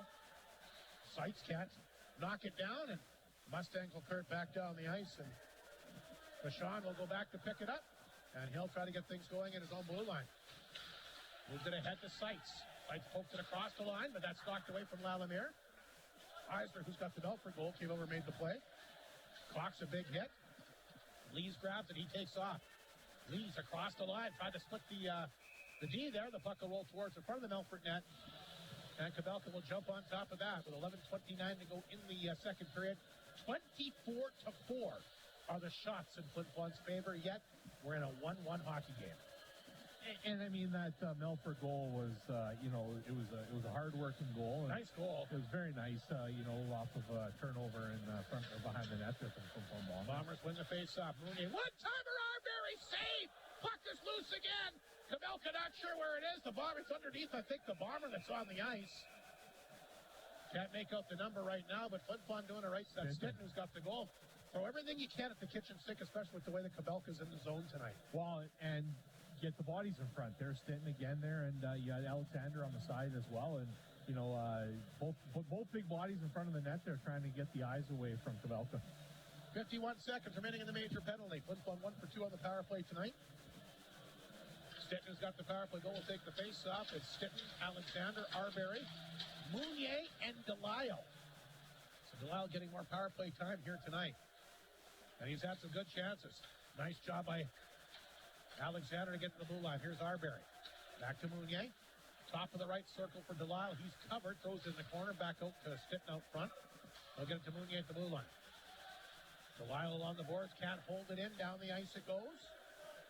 Hopefully Bruce is okay. We'll have to get an update status from Mike Reagan after the game, unless he happens to come back before then, but didn't look good as he left the ice. Mustangs will break that one up back inside the Flin Flon zone. There's Mounier again. Delisle trying to come back to Alexander, knocked away. Scooped up here by the speedy Ziola. He can move. Across the line, left it there for Nelson. Nelson took a hit. Flin Flon will work it free. Power play over, but they do get the one power play goal. 1-1. Here's a chance for Arbery. Ripped it off the mask that time. The Kavelka, big rebound, but Stinton just a second too late. Nelson will chip it back in. There's White after it, back of the goal. He left it there. Fired back off front. Great save by Peck there. He'll slide across and take that one away from Shepard. I think Shepard thought he had one there. Love to see the replay on this one. Save of the night for Peck, and here it is, a tremendous pass out front. Peck reaches down and looks like almost a AKA Dominic Hasek-type style save. Well, it's funny, Mike Reagan talked about Peck before the game there. Very reminiscent of PJ Musical, and if you don't remember PJ, that was very reminiscent of PJ Musical. Off the face-off, here comes Patterson along the boards. That's grabbed here by Lestrance. You were in a spot. We'll get a goaltending thought from you, Travis. Our next stop is to play. Patterson walked out front, saved Peck, rebound back out front. Lois couldn't find it. Yakimchuk trying to shake off a check. What is a fierce Melfort forecheck? Shepard back out front below us. Spins, fires, back out front, redirected, Peck to save. Now the puck is set in the crowd in front of the net. He's got that as well. So growing up as a young goaltender, who did you look up to? Who did you aspire to be for a goaltender moving up through the Flin Flon minor hockey system? So originally... Huey Quinn? Yes, Huey was good. Huey was good, except he caught the wrong hand, right? Yeah. So I looked up to Andy Moog, and then Felix Plotman. That's who I looked up to. I thought you might be more like a Kirk McLean type guy. I love Kirk McLean. Oh, yeah. Patrick Waugh will always be the best goalie I ever saw. Media timeout. We'll take a break. The Bombers have tied in a power play goal here by White Stinton. Even Steven, 1-1 Bombers Mustangs here on 102.9 CFAR and FlinFlonOnline.com. Bailey Homes has 15 years of experience in the North, specializing in RTM homes and foundations, and are also proud supporters of our community. They are so thankful to Flin Flon and the surrounding areas for supporting them for all these years. They're always willing to chat with a potential customer to help Bailey Homes show what they can do for our community. Visit bailey-homes.ca to find out how they can help you build the home you are looking for. Gourmet pizza is back at Chicken Chef. Yes, it's the triumphant return of full flavor. Enjoy the house-made meat sauce on the meatballer pizza. Spice things up with the Thai chicken. Balance sweet and spicy with the Hawaiian, or keep it classy with Chicken Chef's Italian classic CC's Margarita Pizza with their signature dough. Let your taste buds lead you with the gourmet pizza menu at Chicken Chef, where it always feels like home. Nice defensive play that time by Ryder Mukin to swap that one in the corner. Mustangs come close off the faceoff. Here's the chance below us. Walks in. Shot blocked that time. Leo Seitz. Good pressure here by the Mustangs. They've starting to find their mojo as they'll just redirect that one wide. Muka races in. He's hit hard along the boards. Madras gets the steal. Throws it on target. Peck the blocker save. Mounier knocked down. Puck laying back of the bomber net. Patterson on top of it. Here's Patterson spinning away here from home. Patterson coming off angle, didn't miss by much. Mustangs pouring it on. The dress couldn't keep it in. Get that back to Eisner. He's got to go back and get it inside his own zone. Ryder Muke on top of him. Played that one ahead to Monroe. Monroe to center. He'll shovel the puck back inside the Flin Flon zone. There's Lalamier back of the net. Been very quiet tonight. The Mustangs doing an excellent job containing him. Ryder Muke. He's tired, wants to go out for a change, does the smart thing, he'll flip it in. Eisner with Delisle on top of him, blew a tire, but got into the corner anyway. Puck is then picked up here by the Mustangs, and they'll get it back to center, broke it up. Aikens can't get to it. Delisle with the steal. Throws it back across the Melfort line. Delisle knocked it down again. Now he'll go after the puck inside the Mustang zone, throws the backhander wide. Aikens, miscue, go for the loose puck, deep in Melfort territory. 8:05 to play, second period. Power play goal is tied up for Flin Flon. Lalamier can't knock it down. Miscue has it, spins, fires off a leg in front of the net. Vachon holds it in. Lalamier in the corner. Aikens on top of him, throws it out front to Martin, but intercepted here by Eisner. Left it back of the Mustang net for Saddlemeyer. Saddlemeyer, got to be careful. Martin on top of him. Monroe can't get it out. Knocked down by Fashada. Redirected out front. Stitton looking for his second of the night. Stitton back of the goal to Ewan. Ewan tied up. Came right back out front. Grabbed that time by the Mustangs, but they can't clear. Here's Rhett Ewan. Miscue. Blue line. Alexander one-timer right on the stick of Eisner, who sends Aikens away at center. They'll fight off a check. Send it back in the Flin Flon zone. Look out. Nelson with the steal. Fired it on target. Peck had to be careful. Peck, one thing he does struggle a little bit is handling the puck. Yeah. Still getting used to smaller quarters here in Flin Flon. Here's a lead pass to Alexander. Hayes broke that one up. Alexander got it back. He'll chip it in. Big hit on below us like a locomotive going at him. Here's Ewan. His backhander to the blue line. Jakubchuk tried to keep it in. Flin Flon offside. Ziola will pick it up for the Mustangs. Left it for Hayes. Back up the middle, chipped inside the Flin Flon zone by Nelson. There's Ziola. First one in there. Looking for the steal against Jakubchuk. Alexander, he knocked it down, played it ahead. Puck will roll to center ice. Below us, cut it off, fired it on target. Peck will kick that to the corner. Big change here by the Mustang, trying to catch Flin Flon. Damone off the bench with the steal out front. Puck laying there. Dug free here by Breho. Here's the pass to Arbery, a long shot on target. And Kabelka will grab that and hang on. 6:12 to go. Boy, it's really opened up, and it's hard-hitting, punishing hockey out there tonight. Yeah, I want to go back to the start of that little set there. I mean, it's like we haven't talked in a while, but Leo Seitz had a nice block shot in that sequence there. And someone like Seitz, they're going to look to him to be a very offensive player, but it's it's how you play away from the puck is what makes you successful in this league. Well, ask the Melfort Mustangs. Yeah, absolutely. But the best defensive team in the league for a number of years, and They won championships because of it. Flin Flon will keep the puck inside the Melfort zone. Mustangs with the steal. Here they come up the ice. That's Binner back inside the Flin Flon line. He's been there for the back-to-back championships. Arbery will dig it free. Fires that one back over to Breho, but Mustangs quickly jump on it. Pass to White across the Bomber line. Tried to come back out front. Mounier with the steal. Back to Miskew. Played that one ahead. Sykes tried to get a stick on it, but Eisner knocked it away from the center. Eisner will send it back inside the Flin Flon zone. Peck out of his own net. Around the boards. McCart. Ending up along the boards. Saddlemeyer knocked it down. He gets a chance. That gets blocked. Puck will roll outside the zone. Saddlemeyer on his side of center. Back to Hayes. That hit a leg. It'll roll back inside Melfort territory. Eisner races after it with Sykes in pursuit of him. Over to the far corner to Hayes. Hayes. Gets it back to Eisner. Eisner up the middle. White had a lane there, but off the skate. Never got to him cleanly. Gets taken down. Flin hard in the corner. Puck comes in front of the Bomber net. Bombers and bodies flying everywhere. Bombers can't clear it out. Here's Aikens. Deep inside the Flin Flon zone. Aikens, back of the Flin Flon net. Fashon. He'll pick it up. Drop the pass over to Muka. Off the boards.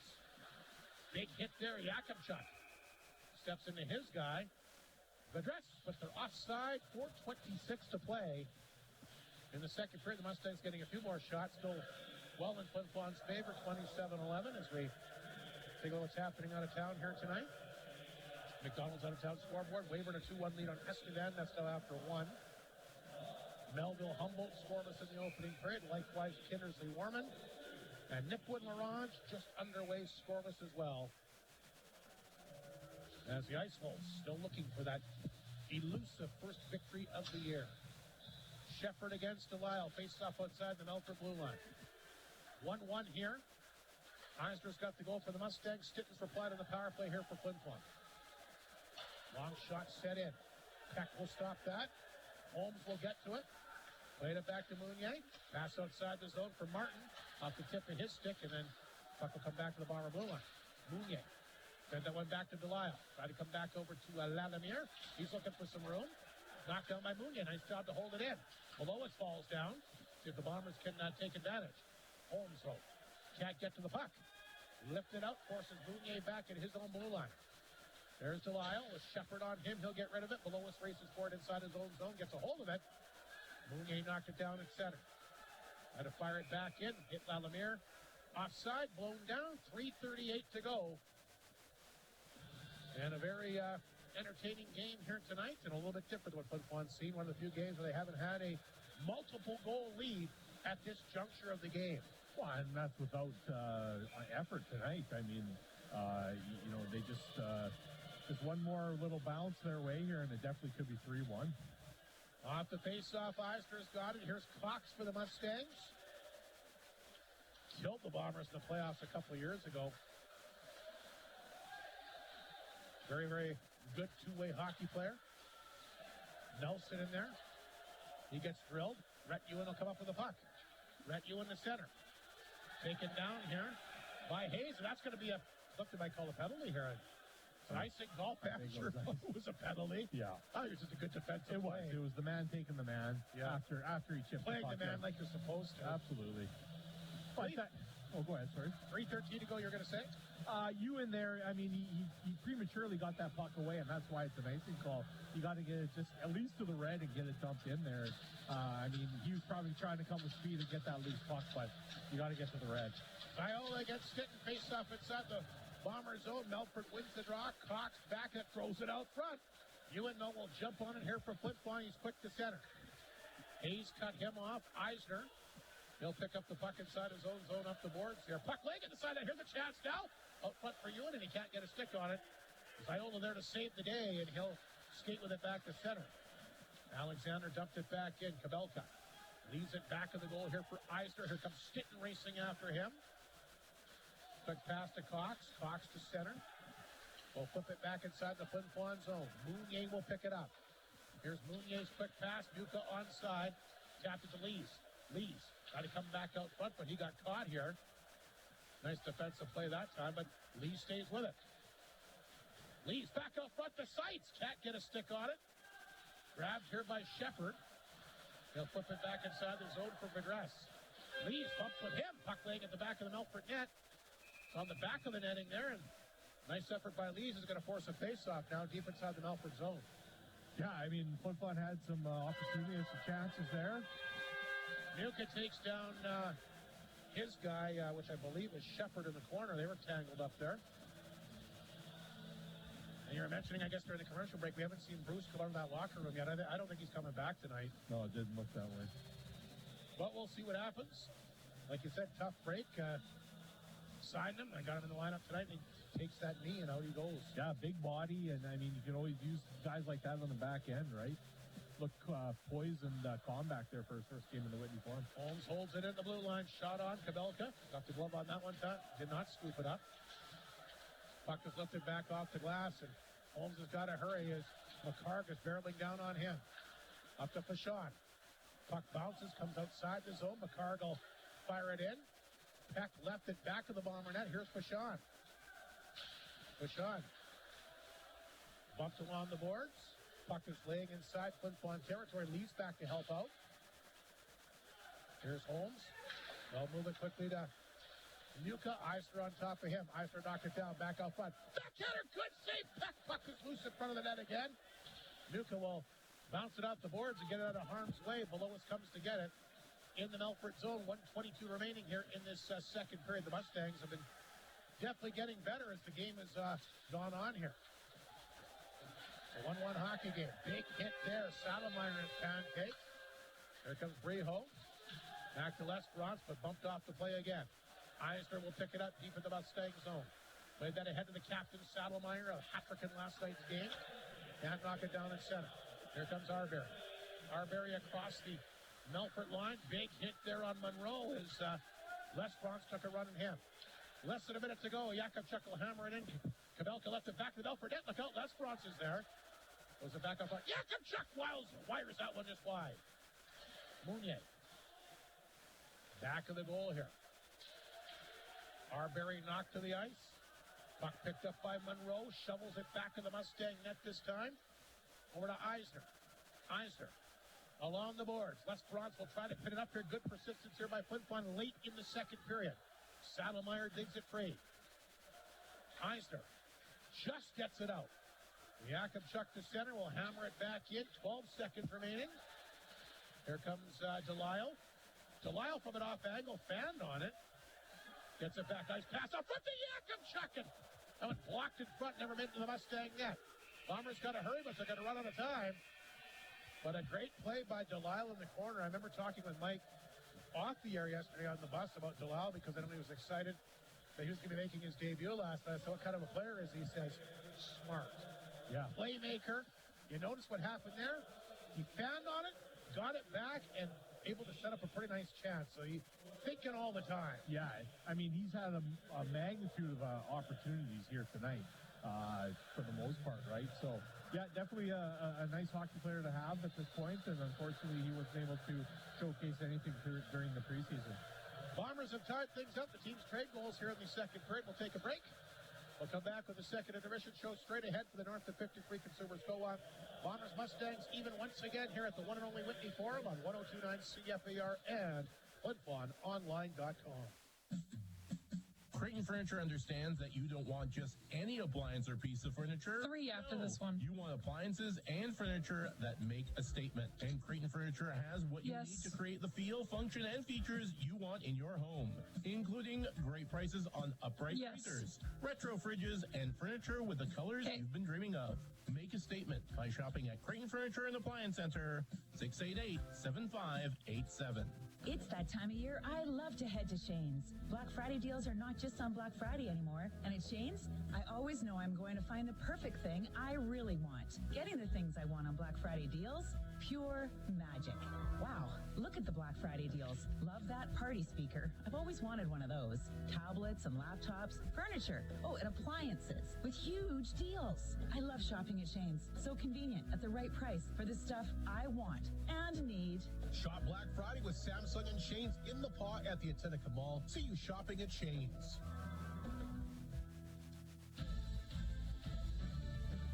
Northland Ford proudly supports the Flin Flon Bombers throughout the SJHL season. We know that the Bombers will play tough like the Ford F-150, the toughest truck on the market for over 40 years. Northland Ford helping the community cheer on the Bombers as they work to bring a championship to the best fans in the league, and they provide 10 seconds. the best selection on their lot. In the North, for the North, Northland Ford, the dealership you tell your friends about. So a pretty tight hockey game here tonight. 1-1's the score after 40 minutes of play as we get set for the second intermission tonight for the North of 53 Consumers Co-op. Let's recap the scoring. Bo Eisner, the consummate veteran, logging a lot of minutes. The puck, they turn the puck over in front of their own net, and good teams are going to make you pay. Eisner does that. No chance for Peck, the goaltender. Nice goal for Eisner, his second of the year. Cox and Ziola, the assists at 2:55.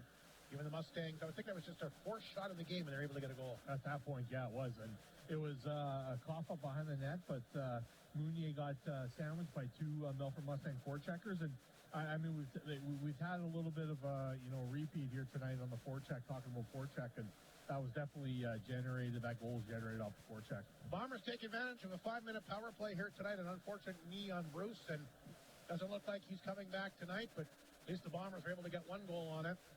And a heck of a goal by Wyatt Stinton. Again, Joey Lee's kind of the guy that controls the power play, takes all the face-offs, gets a hold of it, and throws. I just basically put the puck towards the front end, and Stinton got there, and kudos to him to tip it in for his third of the year. Nice goal. Back-to-back power play goals. He had one in last night's game as well, like we mentioned, gets one tonight. His third of the year. Lee's and Arbery, the assist at 7:13. Bombers would tie things up, and Melfort, as the game's been looming on, are starting to get more offensive chances. And I'm sure if you're Trevor Blevins in the locker room, look, guys, we got them right where we want them.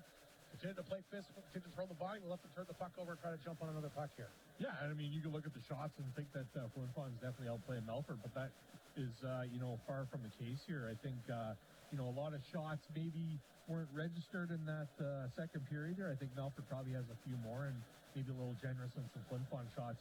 But any shots that were taken, especially in the first period, were around the perimeter, around the outside, and that goal there by Stinton is what we talked about, is getting some bodies in front, getting some activity in front of that net, and Wyatt was fortunate enough to get a nice little pass here from Lees.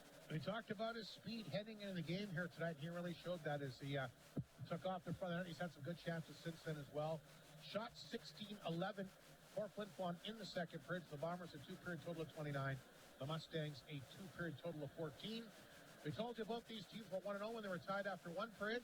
How do they stack up when they're tied up after two? Well, neither team has been tied after 40 minutes of play so far this year, so I guess we'll find out tonight. Yeah. Eisner, his second for the Mustangs, Stinton on the power play, his third for the Bombers. 1-1 after two. We'll take another quick break. SJHL Commissioner Kyle McIntyre, an interview that we aired earlier this week on the Norman Sportsline program. We'll replay that for you in the second intermission tonight. We'll hear what the Commissioner's got to say, his thoughts about another exciting SJHL season, which is here. Comments coming up momentarily here on 102.9 CFAR and FlinFlonOnline.com. Hud Bay is proud to be a sponsor of this Bomber broadcast. Okay, do you want the... For bursaries, hockey schools, clubs, community events, charities, and so much more, Hud Bay has supported our community with dedication and generosity, contributing to events and organizations. Hud Bay thanks the people of Flin Flon for their continued support. Program here today as we're joined once again by the SJHL President Kyle McIntyre. Great to catch up with Kyle as a new SJHL season is underway. Kyle, first and foremost, how was your summer? My summer was awesome, Hardy. I spent lots of time on the boat and lots of time on the golf course. How was yours? Speaking of that, I heard you got yourself a hole-in-one. I did. Even a blind squirrel finds a nut, Rob. Yeah. So I was playing at Elmwood. It was the number 2 hole. It's about 155 yards, playing with a buddy of mine. I hit a 5-iron, hit a draw, and it bounced and went in. I didn't think it was in. My friend saw it, but it was certainly fairly exciting. Now, I hear that's not your first hole-in-one. Is that true? Well, I did have one about 20 years ago, but I was playing two balls by myself, Rob, so I don't consider that to be legit. Okay, well, I mean, all in all, to have one's great. If you have two, even a bigger bonus. Let's talk about the kickoff to the SJHL season. I know you were in Warman this past weekend. History in the making for, of course, the new Warman franchise that's relocated from Notre Dame this past Friday night. A sellout there, and you and I had a chance to talk before we went to air. It was just a really good night for that franchise, but a really good night for the SJHL. Well, a historical evening, Hardy. Probably the first new franchise since the Larange Ice Wolves, and the Warman Home Center Communiplex was absolutely packed. There was 1,345 fans. It was a raucous atmosphere, good in-game experience, lots of excitement and buzz in the community. Only one problem with the home opener, Rob. And what would that be? They did not score. Yeah, I saw that. The place would have went absolutely mental if they would have scored. They had goal songs and lasers and photos of the players. So, unfortunately, they're probably going to have to wait until this week to have a goal on their home ice. But again, they're playing the Humboldt Broncos, who should be one of the top clubs in the league this year. Well, I think the Broncos will be a wagon. Like right now, we have 4 teams with a perfect record, and we have 3 teams looking for a win. And then, of course, we always have that log jam in the middle. But I think Humboldt and probably the Bombers and probably Melfort are going to be the teams that people need to look to beat. How about the Nipwood Hawks there, Kyle? They got 17 players left from last year's squad. They were very good towards the end of the year. Kind of found their groove, kind of went through their lumps, so to speak, and did knock off the defending league champions in the Mustangs home opener on that championship banner. They did, and how is that for being bold? Tad Kozin has got a real a team with a lot of potential. I would say that on the paper, they're going to be probably in that top 4 or 5 spot as well, and pretty exciting. You know, it's nice when anyone can win on any given night, Rob. And it's always nice to see someone else push and challenge, and I think that will be really good for the Hawks and the community of Nipwood. I'm going to tell you right now, in my opinion, I think Nipwood's going to be the most improved team from last year. Well, you know, they really went on a good run probably about January, and I think part of it is, like, the things I like about it is they have lots of kids from Saskatchewan. They had a lot of kids who had just recently transitioned from the 18-year AAA league last year. And let's be honest, Rob, this is a hard league to play in. It's more physical, it's faster, it's more skilled. And so it probably took a lot of those guys in the Hawks probably 30 games to kind of figure out how the league worked and what they needed to do. And as they gelled and matured as a team, they started to steal some wins from some teams that were looking for points. And I think after January, they had a pretty good record. So for them to have this start is not surprising. I say good on those players and good on Tad. Well, they beat the Bombers a couple times down the stretch last year, including stopping that unbeaten streak to set that new modern record. The thing that I'm impressed about Nipwood so far this year, too, is out of all their guys that are coming back, they all elected to stay. They did not go out to BC, one of the few teams that can say they didn't lose any players to that. So that says something about their program, too, that all the kids want to stay there and are obviously excited about this year. Well, it sure does, Rob. And, you know, like last year, of course, I like to spend time in different communities. I spent some time one day in Nipawin when I was doing a northern swing, and I went to Tim Hortons for breakfast, and I saw every one of the Hawks players together having breakfast at Tim Hortons. And for me, that really demonstrated that there's a lot of positive chemistry. I think they had lots of positive relationships. And I think always, like, in the book, Good to Great, one of the things they talk about is having a best friend at work. And so I think by having strong relationships on a team, those players feel a connection to one another and to that Hawks jersey and to the community of Nipwood. Well, they've always had a good tradition there for sure. Listen, we always talk about the parity in the SJHL, Kyle, and you kind of touched on it, I guess, when we kicked off the interview here today. But, I mean, I know Humboldt's got a really strong team. I won't take that away from them. And obviously, Melfort back-to-back champs. But you look across the league this year, I think it really could. I don't know if there's really an overwhelming favorite. I think parity-wise, this might be one of the tighter years that we've had in a while.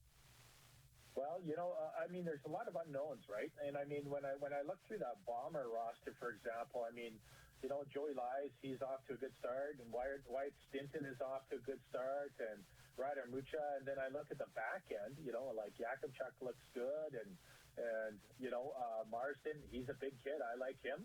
But I was really excited about this Fashawn. I really like the way that he skates, and seize the ice. So I don't think people can dismiss the Bombers. I think that they're really going to be a force to be reckoned with here. Fashawn looks really, really good. You know, an interesting team to talk about this year, Kyle, that you know quite a bit about is the Kindersley Clippers. They got the coaching change. You know, Kyle Schneider wasn't in warm and long, and all of a sudden he gets the head job. A lot of talk for the players around the league that I've talked to that this Kindersley, this could be a coming out party for them.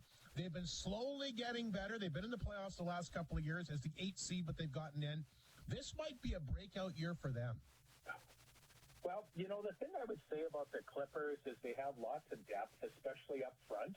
And then they got Brett O'Halloran in goal, and he's a very good goalie, proved himself quite capable. So I would say whether they would like it or not, there's probably a lot of pressure on Kindersley. I don't know if they got those one or two superstars that can score by will. I think they're probably going to score by committee, and I think that's probably going to be their strength. And you know, Ryan Gibson, he's a young GM that has a very auspicious career ahead of him. I think he'll be really good. And, of course, people know Kyle Schneider from his work in Larange, and I think Kyle will be solid. I'm a little bit concerned about their youth, but sometimes youthful enthusiasm will carry a team and an organization a long way. It's going to be a fun team to watch for sure. Anything that jumped, I mean, I know you were in Warman for Friday. We talked a little bit about that. Anything else jump out at you from the opening weekend there, Kyle? Any surprises, anything that kind of jumped out at you? I don't know if there's any surprises in terms of team play, Rob, but we were really impressed with the passion and support from our communities and our fans, both in the rink and online. You know, like we're probably averaging on the home openers about 1,080 players or fans per game. On Flow Hockey, we are probably averaging about 497 fans, and so we are really happy with those numbers.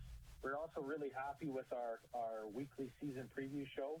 I think we had probably about 9,000 glances, and we probably had over 1,300 people with long views on the program, and probably about another 900 on YouTube. So really happy with our metrics, and people are really supporting and are hungry for SJHL hockey, and that makes me super happy and super pleased and very optimistic and excited about the season. I'll tell you, one thing that surprised me about the opening weekend, Weyburn beating Yorkton both games. I mean, the Wings lost their top 8 scorers from last year, their stud goaltender in Zoll, but they beat the Terriers twice. Did that surprise you? Yes and no. I mean, you know, you know, they got Josh Sale is a good player. He's a good player for them last year. He was pretty solid. Lucas Smith is a good player. Drew Moldy has been a good player. Ryder Romalaire is someone that works every single shift. And then, of course, you know, McIntyre is back, and he had a broken wrist last year, Turner. And so they got a lot of skill there, and they had a lot of depth last year. And as Clark Monroe always says, Rob, the SJHL is a league based on opportunity. And when one group leaves, another group steps up. And really, I think that's what you're seeing here in Weyburn. That's a great quote for sure. And it's kind of piggybacking one of the comments you made. And we talk about the SJHL all the time. And like you and I have mentioned in many interviews throughout the years, in my opinion, and I believe you agree, one of the toughest leagues to win anywhere. But I think the thing that makes the SJHL what it is, and you kind of touched on it already, the passion that all the fans have for their teams. It's such an integral part of every single one of these communities. Well, it sure makes it unique, whether it's billet families or whether it's volunteers or whether it's fans. And I always say this to people, that it's a symbiotic relationship. As much as the community needs the team needs the community. And that's why you see many of our teams do lots of outreach with minor hockey programs and charities and the SPCA and school visits and visits to old folks' homes or guys that are going around the town shoveling and doing odd jobs. Like that's what makes the SJHL unique. And those kids love to be leaders and role models in the community, and the community loves to know and connect with kids. And really that makes our league special, and those are some of the memories that our players are going to take away for the rest of their lives. Not to mention all the lifelong friends are going to get with, like you know yourself playing in the league, guys that you still are close to today. Absolutely, including a couple Bombers, like with Ole Valmstad and Darren Lucier are guys that I still stay in touch with and give a hard time to. And, you know, like whether it's your own teammates or members of the opposition, certainly relationships are a huge part of playing hockey and a huge part of your memories. One last question for you, Cal, before we wrap it up today. A two-part question. First, what are you looking most forward to this year, and what do you think is going to be your biggest challenge as the league president this season? Oh, geez, Hardy, you are putting me in the hot spot. I mean, the biggest thing always is I enjoy being in the rinks. I enjoy the excitement. I enjoy the challenge and the rivalry and the parity that we see in the league. And I think that's always great. I mean, I look forward to seeing it. I like watching our game. I enjoy our game more than I enjoy watching the Western League, actually. I don't tell many people that, but I truly believe that because it's fast, it's physical, it's skilled, it's a 200-foot game. The greatest challenge always, I think, is this year, I want to win the Centennial Cup. I want the SJHL to win. Whoever comes out of our league, Hardy, we've been 3 years in a row in the league finals. We've had 3 years in a row the CJHL Coach of the Year. I would trade in the Coach of the Year for the SJHL to win a Centennial Cup. Sounds good to me. You know, it's a tough one against the Mustangs this past spring. And not to make excuses because they don't need it, but to 1 minute left. Basically, I think it was 4 or 5 games in 6 days. And the team that eventually beat them only played 1 game in the last 5 or 6 days. I thought that was a factor. Yeah, it sure is. You know, like it's a very, like, there's lots of parity. Like in last year, it was a super tight. There's lots of competitive balance, and everyone gets fired up to play the SJHL. But if you do not finish first in your pool and get that bye, 5 games in 6 days, and those are all hard games, it's pretty tough to win that. And I think that was definitely a factor for the Mustangs because I truly felt they had the best team on paper and they were the best team to watch, but they just were out of gas when it came to that final. I agree, but a great year for them nonetheless. Kyle, great to catch up with you. Looking forward to another great year of SJHL hockey. Nothing beats it. 10 seconds. Absolutely, Rob, and I appreciate your passion and support and look forward to seeing you on some league broadcasts this year. It's going to be a lot of fun. I'm very much looking forward to it. All right, a big thanks to Kyle McIntyre, the SJHL president. Of course, that was, like we mentioned, an interview from our Norman Sportsline program. Flin Flon's got too many men on the ice. They're going to get caught here right off the hop into the third period. One of the things I was going to mention to you as we headed into the third here tonight, the Bombers had the 3 power plays. The Mustangs yet to get one. You knew sooner or later they would. But that's one you hate to give up as a coach, is it not? Absolutely. Like, you know, it falls on 2 players there. The guy coming on, he's got to be aware of his surroundings, what's going on, but it's also on the guy that's going off. He's got to hustle and he's got to get off as fast as he can. Our first look at the Mustang power play tonight. They're second in the league at 33%, 5 goals on 15 opportunities. It'll be a good challenger for Flin Flon. In this tight 1-1 game, we're just underway in the third period. Bombers have a power play goal by Wyatt Stinton tonight. Mike Reagan not happy with that, and he let a few of his players know about it. As Iowa will take the face-off here against Sept. And the Mustangs are looking to retake the lead. Saddlemeyer will dump that one in. Monroe can't knock it down. Picked up by Lees, and he'll hammer it back down the ice. And Kabelka, the big Mustang goaltender, will knock this down and leave it back to network. Picked up here by Saddlemeyer, who has got a couple of those power play goals this year. He'll be one of the keys. Eyes to the goal tonight. Dropped it back to Saddlemeyer in center. He'll take off. Here comes the Mustang captain across the Bomber line. Left it there for Aikens. Saddlemeyer in the corner. Back to the right point to Eisner. Gives it back to Saddlemeyer. Over to Aikens. Yakimchuk tried to tie him up. Ziola will grab a hold of it. Knocked away from him back in the goal. Leo Sept tried to jump on that, but Ziola quickly loses, that's Munia that loses his stick there. Puck tied up back of the Bomber net. Dug free. Nice job here, Leo Sept. Sept takes a good body check along the boards. Lee's trying to find that loose puck. Grabbed here eventually by Yakimchuk, and he'll lift it down the ice, and Bombers will switch up the penalty killers. 51 seconds remaining in the Melfort power play. Bo Eisner touches up. Back of the Mustang net. Here comes Bo Eisner. He'll drop that one back to Binner. Binner to center. Gets a hold of it. Flips it back in the Flin Flon zone. Alexander races in there. Around the boards, right on the stick, perfectly to Arbery. He'll dump it ahead. Arbery's got Alexander with him down the left side, but Patterson got back to negate that. Here's Cox for the Mustangs. Alexander lined him up. He'll throw it back in the goal where it's picked up here by Vades. And Vades will bring it up the ice to center. Sends the puck inside the Flin Flon zone. Grabbed by Holmes. Look out, he caught Stinton with it, but it'll still come out. 7 seconds remaining in the Melfort power play, which I don't believe had a shot on this power play. Box back at his own blue line. He'll take a look. Delisle's out of the box. He was serving the penalty, and the Mustangs 0 for 1. They didn't get a single shot on that power play. So good penalty killing here by Flin Flon. Bombers, of course, killed all the Hawk penalties last night as well. Getting a 5-on-3 to start the game. Here's Wyatt Stitton. He lost the handle. White's got it now for Melfort. That's way offside, and they do catch it. Let's take a look at the McDonald's out-of-town scoreboard tonight. A number of games in the SPHL, like we mentioned. And we'll see what's happening. Of course, we're at the time change. All these games are way behind this one here. So we've got Weyburn up 5. Lots of goals in between Weyburn and Estevan tonight. Wings lead the Bruins 5-3 in the second. Melville a 2-1 lead on Humboldt after 1. No score Kindersley Warman after 1. And Nipwood's taken a 1-0 lead on the Ice Wolves after 1 period of play. Manitoba Junior Hockey League action tonight. Verdun has beaten the Winnipeg Monarchs. That's a final 3-2. Nipawin Dauphin 1-1 in the third. The Blues lead Swan Valley 3-2 in the second. And the Blizzard holding tough in Selkirk tonight 1-1 in the second period. 1-1's the score here. Big hit there. Below us gets knocked to the ice by Martin, and the fans cheer that.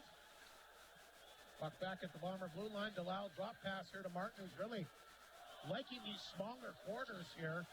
Big physical guy, big open ice check there. He goes back in it below us again. Knock it down back to Jakobchuk. Out front! Trying to get the redirection that time was Lalamier. There's a chance for Flin Flon.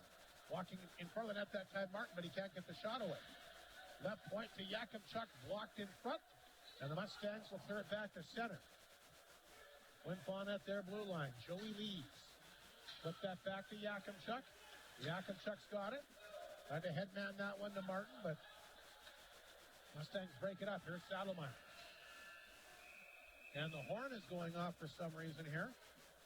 With 15:43 to go. Not sure why they would blow the horn there, Travis. What's that all about? I'm not sure. Operator error, obviously. Or did something happen in behind the play here? No, they wouldn't have blew the horn for that. CFL action today. The Blue Bombers hammering Hamilton 40-3. And the Elks, last time we checked, had a lead on the Riders 27-19 in the fourth quarter. We're going to have to wait and see if that one took or not. That would be a big, big upset. That's going to sadden half this crowd tonight. That would just absolutely break my heart. I know that. Meister back up. Monroe cuts in. Good save, Peck. We talked about Monroe in the opening period, and he gets away from the D and walks in. Good save there by Peck. And boy, every save by both these goalies down because the sense you're getting, one goal might be enough for either one of these teams to win this game. Yeah, that's definitely the way the 27-25 Edmonton in the final. There you go. Definitely the way this game's been going here. Tight checking, the shots are what they are, but for the most part, yeah, you're right. It's a one-goal game it's going to look like here. Bombers flip it back to center. Saddlemeyer got that back to Eisner. Chip back across center ice. Vachon going to jump on this one. He can take off. Vachon walks in, fires it on target. Kabelka kicked out the left back. Back out front, they had Lees there, but they couldn't get it to him. Lees tried to shovel it back of the net. Intercepted by Saddlemeyer. Newcomb tried to race in and intercept that one. Seitz was great on the penalty kill back in there digging away, but the Mustangs dig it free. Eisner up the left side. Aikens across the Bomber line. Down the wing. He'll carry the puck in. Vachon hit him hard along the boards. Holmes in there. Sorry, that's Muka trying to pin it up. A 6, not a 5. Mustangs get it. Atkinson at the blue line. Spins, fires. That one blocked that time by Muka. Atkinson will hold it in. Back to the Bomber net to Monroe. Had that good chance moments ago. Monroe, the former Swan Valley Stampeder, bumped off the play. Here comes Breho. He'll dump that across the Mustang line. Try to run in and grab it, but picked up instead here by Atkinson, but he got hit hard. Good forward check by Flin Flon. Lesperance to Breho. Back out front. Arbery can't grab the pass. Nice setup. Here's Lesperance. Back out front, Breho! And a right pad save that time. The best save of the period that time, courtesy of the Mustang netminder. He's tough to beat. Kabelka, the former Western Hockey League. Puck sent back in the Flin Flon zone. Peck a couple good saves in his own right. Will drop that one back to net for Holmes. 13:51 to go in the third period, all even at 1. Great game here at the Whitney Forum between these longtime rivals, the Bombers, and the back-to-back SJHL champion, Melfort Mustangs. Led by their CJHL Coach of the Year in Trevor Blevins. Puck set back at the Flin Flon zone. There's Yakimchuk. Had to be careful. He does get it out. Puck will hit a stick. Hayes will race after it inside the Melfort line. Lifted that one ahead. Ewan got a piece of it. Ziola across the line. Can't knock it down. Stinton gets corked here. Big body check courtesy of Cox. Another one in behind the play by Alex. Comes over and takes Pelotas down. Boy, bodies flying everywhere. It's been a real fierce physical game. Puck will go off the boards, come towards the front net, and Peck timed that perfectly. He'll grab it and hang on. But boy, you want physical hockey. You've had a lot of big hits both ways. And clean checks, Travis. Yeah, absolutely. Yeah, I mean, aside from maybe that knee. That's a tough one there for sure. Yeah, absolutely. But no, yeah, everyone's finishing their checks. It's it's a game that you would typically see between Melfort and Flin Flon.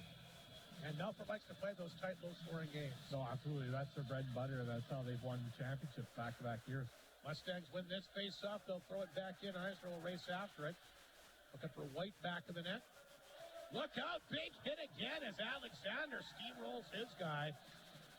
Like I said, he just goes through guys. Sitting along the boards. Played it ahead. Knocked down here, Mustangs hold it in. There's a shot. Peck's got the save, but a good chance that time.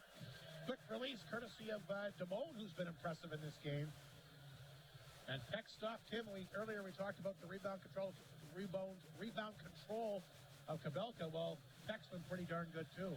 Yeah, and that was Alexander made that nice hit along the wall there at Damone, but he took the worst of it. He had to come off there, and Damone was all alone there coming in off the point there. Usually a man would be on him to check, but Peck with a big save and a big rebound control. Saddlemeyer against Delisle, face off to the right here. The Bomber netminder Peck, 12:40 to play in the third period. 1-1 game, 32-17 the shots in favor of the Bombers so far in this one, but the Mustangs have been getting better as the night's been going on. Mounier off the boards. Martin gets rid of it. Lalamier across the line. Uses it there for Delisle, who spins and ripped that over top of the net. The defenseman might have got a stick on it. Puck laying there. Lalamier trying to find it. No room for him at all tonight. Monroe can't knock it down. Mounier does. That one hits a stick. Goes right back out front. Mounier will hold it in. Back out front. And Delisle just fired it wide again. Boy, how many chances is he going to get in this game? A lot of chances tonight. Mustangs, Elias said he's had more chances in this game than anybody. Absolutely. What about, I'd say 5 from inside around the net? 5 good chances in tight. Yeah, absolutely. He had one or two on the power play there, and that one there again, nice little tip in front. But, I mean, you're going to get rewarded eventually here. He goes to the dirty areas. He gets in front. He gets that body, that frame in front of the goaltender, and at some point here, he's going to capitalize on those. Shots dead even in the third period of 3. A face-off to left to Kabelka. Lee's a face-off win here. Grabbed here by Muka. He can't get the shot away. Seitz and Eisner battle for it in the corner. I've been really impressed with Seitz's work ethic tonight. Yeah. He really gets in there and digs for pucks. Bombers in a tight game here. Haven't seen many of those in the preseason and regular season with the Mustangs, the defending league champions. They're a totally different animal. Well, and it's how you respond to these tight games is how it's going to be indicative of your season. Absolutely. Seitz and Lee's both digging for the puck. The Mustangs dig it free. It comes back to Hayes inside the Melfort zone. That will be an ice as well. As Mounier will touch up back of the Bomber net. 11:25 to go in the third period. That's been a back and forth affair here for the start of this third period. Beginning of the first there before the TV timeout is very feeling out process, but I mean, the guys have definitely responded and have picked up their play, both teams. Face off inside the Mustang zone. The left of the netminder here, Kabelka. Puck will roll back to the Melfort net where it's skipped up by Eisner, high off the glass. The puck will come back. The Bombers side of center. This is Yakimchuk. Back to Seitz. He'll chip it in. Monroe took him down. Fans looking for a penalty there. Look out, a big hit there, too. As Buka gets knocked out, he's been hit hard a few times. Here's a chance now for the Mustangs. Cutting down the ice, a quick shot that time. Patterson will let that one rip, but a good left pad save here by Peck. Hayes holds the line. Through traffic, didn't miss by much. Patterson knocked it down. He'll keep it in. Pushed by the Mustangs again. Flin Flon been back on their heels here for chunks of this game, something we haven't seen much from them so far this year. Leads ahead to Arbery. There's a nice pass to get back to Yakimchuk. By himself at center, takes a bit of an elbow there as he'll dump it in. Arbery races in there, takes Belois down in the corner. Puck is loose, but Binner will help out. He'll shovel it back to the goal to Vadres. Vadres. Back out front. There's a puck laid there. Oh, chance for Breho. I think he's going to draw a penalty. Breho gets a good chance. Here's Arbery. Flin Flon going back with the extra attacker here. As Lalamier gets out there, as the goalie makes his way to the bench, and we're going to have a hooking call, a slashing penalty. And this one's going to be handed out here to the Mustangs Clocks. But you know what? If you're a coach, you don't mind that one because it's a scoring chance. No, absolutely. And Breho, we talked about the speed of the Flin Flon Bombers forwards here, and that's another one that's a young guy that got an opportunity in the playoffs last year because of injuries and everything else. Went hard to the net with the puck, used his speed, drew a penalty there, and now hopefully, looking at the Flin Flon Bombers capitalize on the power plays that have been a lot better looking tonight than last night. Chuck Woods is our Pepsi power play contestant, gets his progs to the co-op. Good luck to him. Bombers do have a power play goal here tonight. They are 1 for 3 and entering the game tonight. Ranked third. They were 5 for 19 coming in. Here's Leeds back out front. Backdoor sights off his skate off the side. I don't think that one would have counted if it would have went in. Ryder Muka back of that, looking for a little bit of room here. Feeds it back to Fashaw on the left point, over to Lees, through traffic to Hewitt. Hewitt knocked it down off the side of the goal, and Kabelka will hop on that. So a minute 26 to go on the power play. 9.5 minutes remaining here in the third period. And a big chance for Flin Flon here with the extra attacker. And Mike Reagan talked a lot about the power play in his pregame interview, but 2 power play goals last night, 1 tonight. The percentages might not be great, but anytime they needed a goal, they've got one. They need a goal right now. Yeah, and, nice little move around there from Lees down low again. Very reminiscent of the Wyatt Stinton goal, but the goaltender was equal to the task. A shot from the line. There's a save by Kabelka. Ewan got a piece of it, and no question about it. His job is to get to the front of the net and screen, redirect, do whatever he needs to do. He got a nice power play goal against L'Orange, actually, a week ago tonight by just getting in front of the net. He batted that one out of midair, actually. Well, I mean, Rhett Ewan as a rookie there was on the power play. Saw a power play 1 minute lots of times last year, simply because he's such a big body and he's not afraid to get in front of that net. No, he'll pay the price. Sights against Saddlemeyer, off the face-off. Ewan tried to come back the blue line, grabbed by Hayes. He can't get it out. Great play by Lees to keep it in. Knocked down by Ewan. Spins, fires towards the front of the net. Newcomb will try to chase this puck down. Oh, Fashawn, great effort to hold it in. Feeds it back to Lees. Bouncing puck. Picked up here by Saddlemeyer, and he'll flip it down the ice. A minute to go in the power play. 9 minutes remaining in the third period. Fashawn back. Up the middle here. Stinton will redirect it back to Delisle. Delisle across the line. Delisle, back of the Melfort net. Arbery, he got a piece of it. Back to Mounier at the blue line. Back out front. Here's a chance. Delisle, that one got blocked again. Nice job that time by Shepard to slide out front. He'll block it. 35 seconds to go to the power play. Mounier back to collect the puck back in his own net. Brings the pass to Delisle. Broken up at the Melfort blue line by Hayes. He'll send it in. Mounier to collect this one. McCarg watches him out front. 20 seconds remaining in the power play. Here's Delisle. Flipped it back to Arbery. Arbery up the wing across the Melfort line. In deep for Alexander. Lost the handle back of the goal. Stinton's got it. Blue line. Mounier. Top of the circle. Arbery had Stinton open over top of his stick. It's 2-1 if he hits that cleanly. Penalty over. Cox out of the box. Back to 5 aside. Flin Flon 1 for 4 here tonight. Mounier at the left point. Ripped that one. Blocked in front. Stinton gets the rebound. Through traffic again. Delisle out front, but nobody there. Intercepted by Cox. Cox will carry it to center. Poked away from him. Puck laying outside the Melfort blue line. Bombers chip it back in. Belois is there to get it. 7:40 remaining in the game.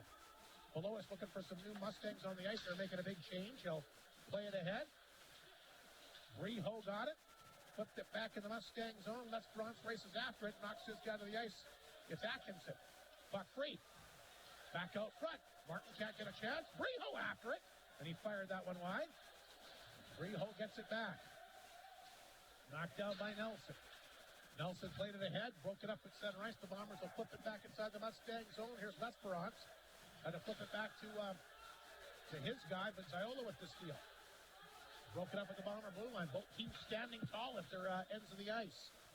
Breho lays it back to Yakimchuk. Lesperance will flip it ahead. Saddlemeyer blocked that one. And they'll send it inside the Flin Flon zone. Holmes tied up back net will get a hold of it. Now he loses the handle. Saddlemeyer stole it, but Flin Flon will get it back. Leo Seitz will flip it out. Grabbed by Eisner at center. Back inside the Flin Flon zone. There's Monroe. Monroe caught by Yakimchuk up the boards. Buka takes a high hit, and there's going to be another penalty here. Boy, they've been going after Buka big time here tonight. Yeah.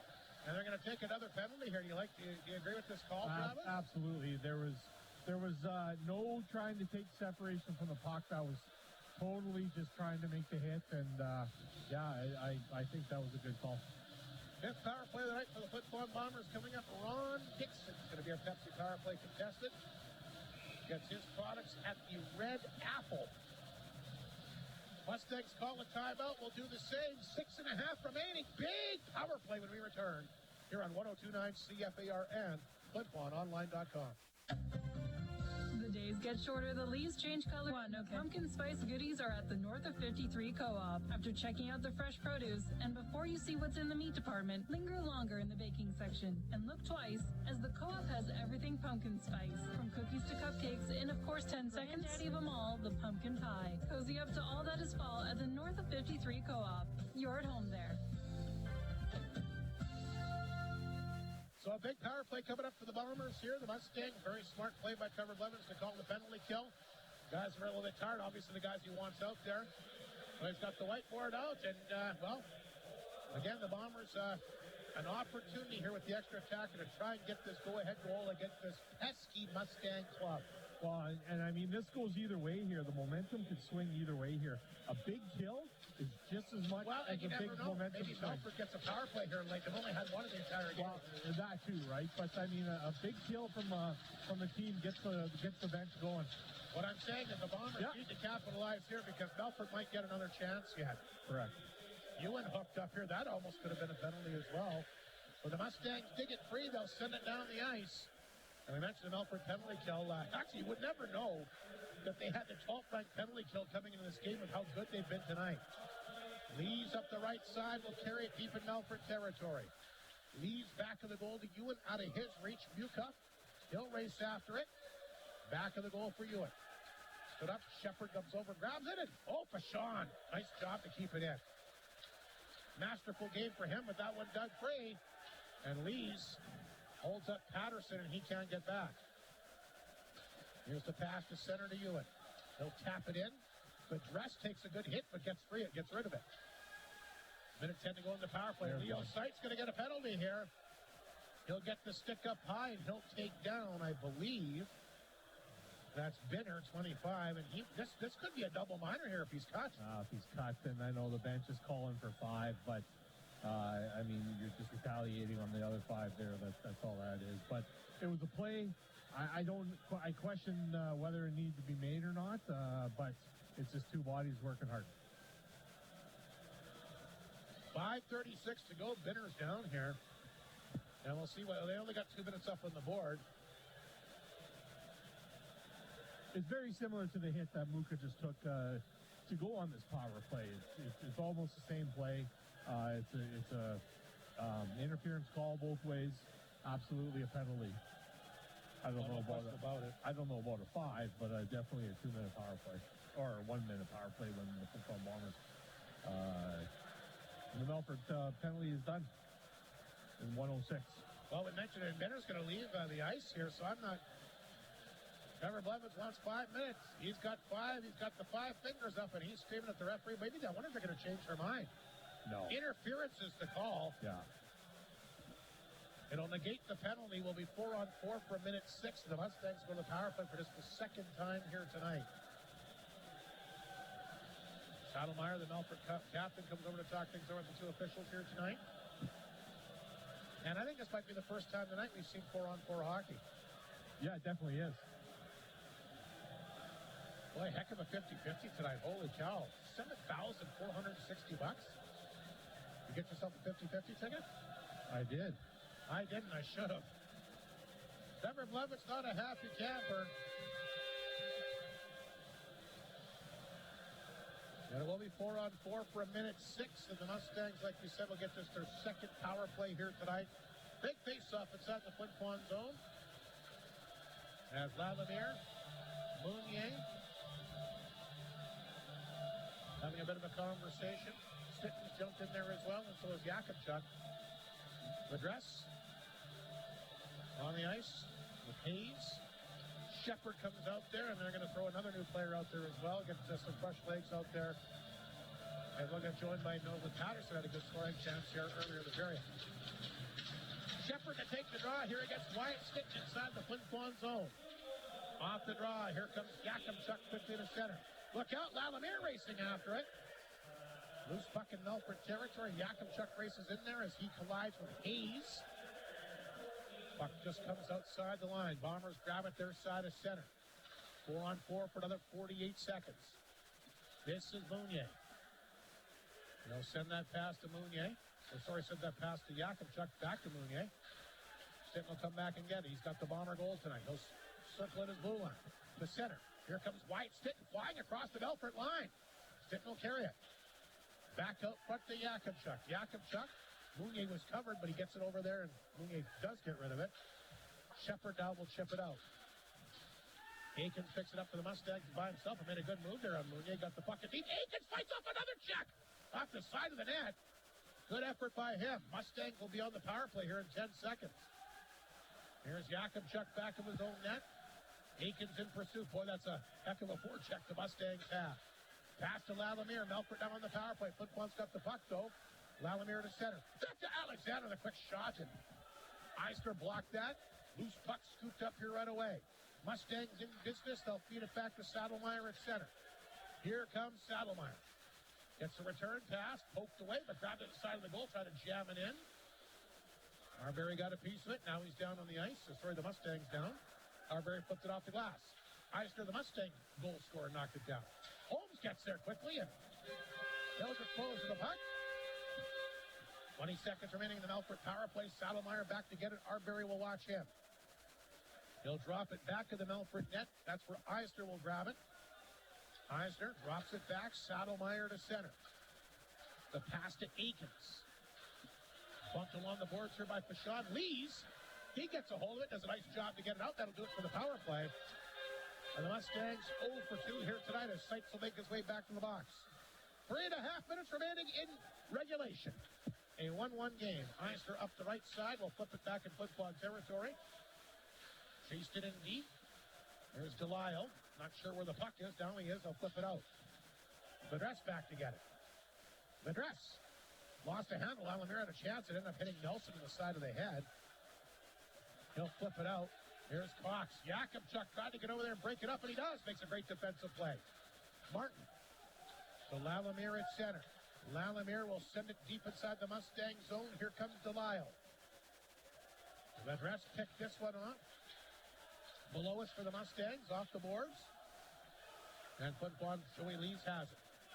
Feeds it back to Mounier. Mounier will rip it in. Kabelka stopped it back to the net, left it there for Ziola. Here's Saddlemeyer. Can't get it out. There's Hayes, the big Melfort D-man. He'll get rid of it. Patterson to center, back across the Bomber line, bumped off the play that time by Fashon. Fashon back in his own net. Look out, he's going to take the penalty. He flipped the puck over the glass. That'll be a delay of game. And the Mustangs will go to the power play again. Delay of game against Fashon as he sends it over the glass there. Boy, what a chance for the Mustangs now with 2:24 remaining. Yeah, that was definitely because of the Melfort forecheck, that's for sure. Fashon came around the net and he saw a Melfort body coming at him pretty quickly there, and he tried to get rid of it, and unfortunately didn't hit glass or didn't hit net, and they'll be down 2 or less. Bombers call their timeout here. Mike Reagan wants to give the guys a bit of a break. Maybe Mike must have called the timeout before. Now Melfort's done it.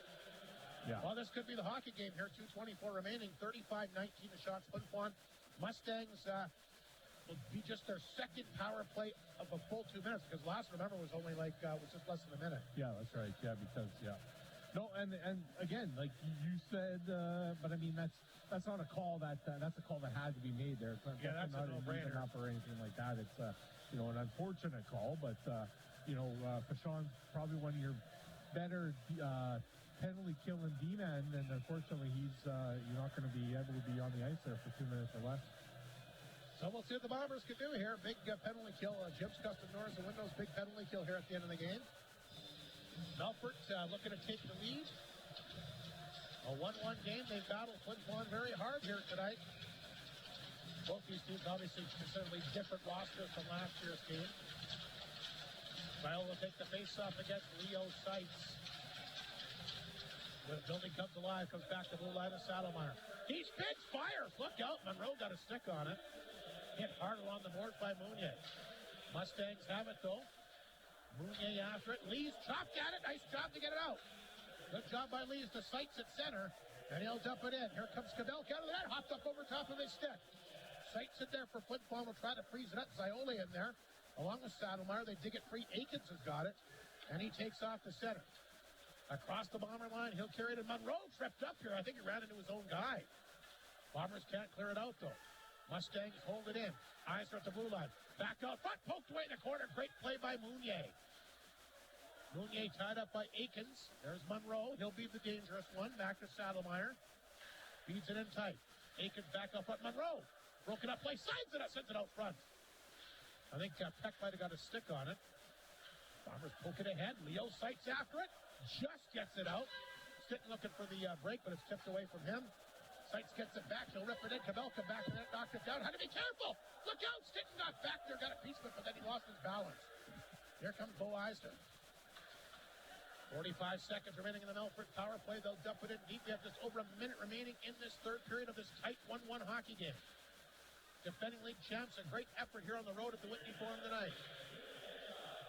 Shepard will dig it free in the corner. Shepard out front. It rolls the blue line. The dress knocked it down. There's a shot.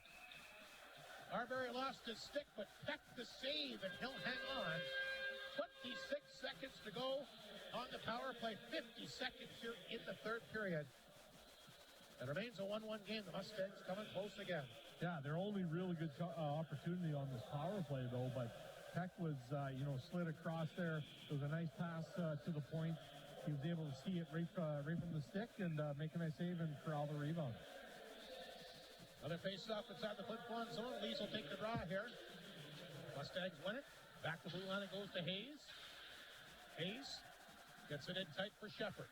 Shepard back to the net. Look up over Patterson's stick. Mustangs work it back to blue line. The dress, a long shot blocked in front. Arbery can't clear it out. Mustangs just fire it wide.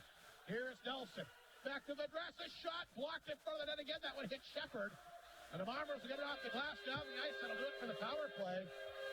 Melfort 0 for 3. 21 seconds remaining in the game. Mustangs have it back of their net. Hayes swings the pass to Cox. One last rush, but Alexander cut that one off. Gets it back to Lees. Across the line. Looks at a shot. Kabelka stopped that. Rebound comes in front, but the Mustangs have it. Eisner will skate with it with just a couple seconds remaining. And we're going to go to overtime here tonight in this tight 1-1 game. And we talked about it. One goal would be enough to win it. And we're going to obviously get that now. I have never, been up here with you for a few games over the years, and I've never done an extra time game with you ever. You're kidding. This is it. We're really breaking records tonight. Mustangs, this will be, I believe, their third overtime game already this year. That's a lot of hockey in a short They find window. ways to win these type of games. They hang around, and they get good goaltending. But full marks to Melfort tonight. They played an excellent road game. Absolutely. They're relentless. Whether it's on the forecheck or, defensively. The power play, hasn't had a lot of really good looks. Flin Flon's been pretty solid on the PK, but like you said, though, the Melfort Mustangs hang in there, and teams keep them in lots, but they'll just find a way to streak out a point of any game. We'll see what happens here tonight. The first overtime game of the year for the Flin Flon Bombers, a 1-1 game. Third period scoring summary, just the shot, and actually a low shot period. 7-7 both ways. The Bombers have 35. The Mustangs 20. Now we're going to have 3-on-3 hockey here for the first time, at least this year for Flin Flon. Nothing new for the Mustangs, like you mentioned. We just beat the Ice Wolves in overtime last night. We'll see what happens in this one tonight. Overtime, I love 3-on-3 hockey. You know, they've made a lot of changes to hockey throughout the years. Some I like, some I don't. Yeah. I love this 3-on-3 overtime. Yeah, it gets everything going, right? Just exciting. Yeah. Bombers will start things off here with Lees, Muka, and Fashawn. Ziola, Patterson, and Bedress will start things off for the Mustangs. So here we are into extra time. Bedress will grab it inside his own zone. He'll leave it here for Patterson. He's got it. Patterson will stick handle the center across the Bomber line. Fashawn gets over there, forced into the corner. Patterson back on top of it, a veteran, of course, of the big championship team from last year. Puck comes out. Bedress gets it on his side of center. Muka watches him. He'll turn over to Lees. Lees will try to jump on it. He does. Back out front to Muka. Muka can't shoot it. He found on a great feed, though. And here comes the Mustangs, Monroe. Monroe racing across the Bomber line. Gets it in. Good save, Peck. Great extra speed that time by Monroe. And Peck got the right pad down, made a great stop. Muka can't pick it up at the blue line. Eisner poked off his stick. Alexander out there trying to pick it up, but it rolls back to the net instead. Monroe will feed that to Eisner. Back to Saddlemeyer. Knocked away. Lallimere been quiet tonight. They've got him out there right now, maybe with some extra ice time and more room to be able to make something happen. He was flying in last night's game. He gets the pass. Lallimere goes wide here on Eisner. Eisner comes over, bumps him in the corner. Lallimere tries to shake it off. Monroe, been out there a long time, takes it away. 3:39 remaining in overtime. Monroe back to the Melfort net. He's going to take his time and size things up. He had that good burst of speed moments ago, the only shot so far in overtime. He'll take off the center. Here comes Monroe down the wing again. Carries it in. He's tripped up here. Boy, that could have been a penalty. Flin Flon got lucky. Here's the pass to Arbery. Arbery up the right side. Across the line. Feeds it back. Nice pass. Sights! Save! Rebound! Mounier can't jam it in. Kabelka! Absolutely robbed him. 2-on-1 Mustangs. Aiken and Cox. Cox takes the pass. Oh, good defensive play by Arbery to sweep out and block it. Mustangs trying to jam it in. Arbery will drill him. Puck leg back of the Bomber net. Holy cow, we've got action absolutely everywhere. Reed Arbery back of the Bomber net. Cox watches him. 2:48 into overtime. Mounier with that great chance at center. Knocks down his guy. Lost his stick. Arbery picked it up. He walked in. Banned on it. Tried to throw it back out front. Nobody was there. Arbery. Not sure where the puck is. Aikens will take it free. Boy, these teams really scratching for this one tonight. Cox lays it back to the goal. Picked up here by Aikens. Stitton. And Ewan come out there, and Aikens will hang on to it back of his own net. 2:19 remaining in overtime. He'll swing that pass in Ziola's direction. He grabs it at center. This guy can fly. Kind of overskated it there. Not sure where it is. Fashawn will intercept. Here's Ewan. It's a 2-on-1. Ewan and Stitton. Ewan across the line. Ewan hands out. Works in. Oh, Kabelka all the way. And he comes up and cuts down the angle perfectly. Great chance there for Rhett Ewan in overtime. Yeah, that's what you hit on the head there. The defender took away the passer with Stinton, taking the body away, and Kabelka came out. He was well above the top of his crease there for Ewan to take that shot, and big save. But you're right, it's back and forth here. Exciting 3-on-3 overtime, and both teams are, not that they're giving up chances, but they're definitely capitalizing on the chances that they're getting. Shots are 3-1 Flin Flon in overtime. 37-22 in the game. 1-1's the score as Alexander will take the face-off against Saddlemeyer deep in Melfort territory. The Bombers win the draw. Here's Fashawn. Going to get that one back over to Martin. His first taste of 3-on-3 hockey. Martin in the corner, out to the blue line, and Monroe was thinking about grabbing that one and going all the way down the ice, and he just overskated it. Otherwise, he's gone. Fashawn forced back of his own net. Swings the pass ahead. Here comes Martin to center.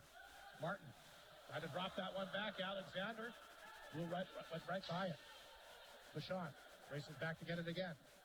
Try to play that one back to Martin. Martin's got it at his own blue line. Feeds it ahead. Here's Fashawn. Rolled away. Monroe took it from him. They both fall down. Address. Lost the handle to Alexander. Alexander with the steal. Dropped it back. Fashawn, a chance, and he ripped it over. Hit the post and off the post and over the glass and out of play. Oh, a tremendous chance there off the iron and over the glass. That close. With 1:16 remaining here tonight. Boy, what an entertaining hockey game. Yeah, Alexander got the loose puck there and then took out his man at the same time. And Fashawn grabbed the nice pass from Alexander. And, yeah, he beat the goaltender there, but he definitely didn't beat the post. Pleased to take the face-off here against the Mustangs. Cox. Deep in Melfort territory, Mustangs have it. Patterson back of his net, 1:11 to go into overtime. And Patterson will hang on to it. He wanted the Mustangs, Cox to take it, but he just overskates it. Here's Patterson. He'll take off. Force back here. Nice job by Ryder Muka. Gets rid of it. Cox will pick it up at his own blue line. That hits a stick. Muka will knock it away. Muka ahead to Mounier, but too far for him. The puck will roll back in Melfort territory. Mounier after it. Back of the goal. Mounier tied up with Eisner. Back of it. Try to freeze that up along the boards. Mounier, Eisner tied up. Puck is laying there. And dug free. Cox will play it back to Patterson. Patterson up the left side. Across the line. Fanned on it. Knocked it down. Patterson still has it. To the blue line. Now he's going to come outside the zone and play it back to his goaltender. Looks like they're thinking shootout to me. Kabelka will hang on to it. They'll let Eisner grab it. 7 seconds remaining, and I think we're going to be headed to the shootout here. As Eisner's just going to sit on the back of his own net. I think the Mustangs were tired, and that was a really smart play by Patterson to do that. Yeah, they definitely knew they were tired. You go in and try to force something, you turn the puck over, what happens? Yeah, you go the other way and get possibly a goal back. Yeah, that's extreme intelligence by Patterson on the play that he just made. So through overtime, the Bombers end up getting 2 shots. Although they got 4 up on the board here, they didn't put it up on the score clock. So I got Flin Flon 40 because they got 4 on the shot clock down here. Mustangs just a 1 shot in overtime. That was that great rush by Monroe down the right side. Yeah, an excellent chancer for him, that's for sure. About the goalie stood tall tonight. We'll see what happens here now in the shootout. Looks like the Bombers, I think, are going to shoot first. I'm not sure. How many shootouts did the Bombers go to last year? Do you know that, Hardy, off the top of your head? Not many. No, not very They weren't very good in them, I'll tell you that. Played a good game here tonight. The Bombers were the better team in overtime for sure. And they're going to look at this. They're going to give the guy that's had more chances in this game than anybody, Maverick Delisle, going to be the first shooter here. And it comes down to a shootout tonight as Delisle will pick up the puck. He'll slowly make his way across the line. Delisle walking in. Nifty move. Did he get enough to get it in? No, he did not. Kabelka. Nice job to get that left pad down to make the save. Yeah, it rolled off. Kabelka's has been a wall tonight. No, absolutely. He rolled off Delisle's stick there, and man, it was very close to going in. Trevor Blevins, he's wasting no time. He's got his best offensive weapon. Saddlemeyer will be the first shooter. He had the hat trick in last night's game, including the overtime winner. Saddlemeyer walks in, and he scores. Off the stick and in. It looked like Peck was going to make the save. Initially, he did. He hits the stick and rolls through his legs. And Saddlemeyer's been the offensive weapon for the Mustangs earlier this year, and he gives them a big goal here in the shootout. Ryder Muka. Incredible start for the preseason, regular season. I don't think he even heard the whistle, but it did go. Muka will take it. Muka walking in right side. Hangs on. Backhander. No! Kabelka. Wasn't sure where it was, but he stopped it. And the Mustangs can win the shootout here if Monroe can put this one home, who's been one of their top players in this game. And was close to ending it in overtime, so Monroe will pick it up at center. We'll see what he can do. He'll go wide up the right side. Monroe cutting in, nifty couple moves. But he can't jam that one in. A good right pad save by Peck. And now the Bombers need to score to keep things going. And Wyatt Stitton, why not? He's got 3 goals on the year. He's got the only goal tonight. And he'll take off. Stitton needs to score. Wyatt Stitton handing on to it. Shoots it. Score! What a goal. What a goal. That is such a nice goal. Nice hands. Wyatt Stinton, a beautiful goal, and I think he figured it out. I'm not going to shoot low on this guy. Yeah. He puts it up in the air, and he scores. So now the Mustangs are going to go here with Nelson will get the chance. Nelson will pick it up. Nelson slowly walks in, shoots it good. Left pad save here by Peck. Now the Bombers could actually win the shootout if they could score here. And Joey Lees is going to get an opportunity here. We'll see if he can follow suit like the other hometown kid in Wyatt Stinton. Does Lees shoot or deke? He will shoot low. Lees picks it up, walks in. Lees, hey, good! Oh! He shovels it in! And the Bombers will win the game in the shootout. I believe that's it, is it not? No, they get an opportunity to... Have they changed the format of these shootouts? No. Bomber shot first. Yeah, I know, but then after you go three, doesn't it go whoever shoots first? Okay, fair enough.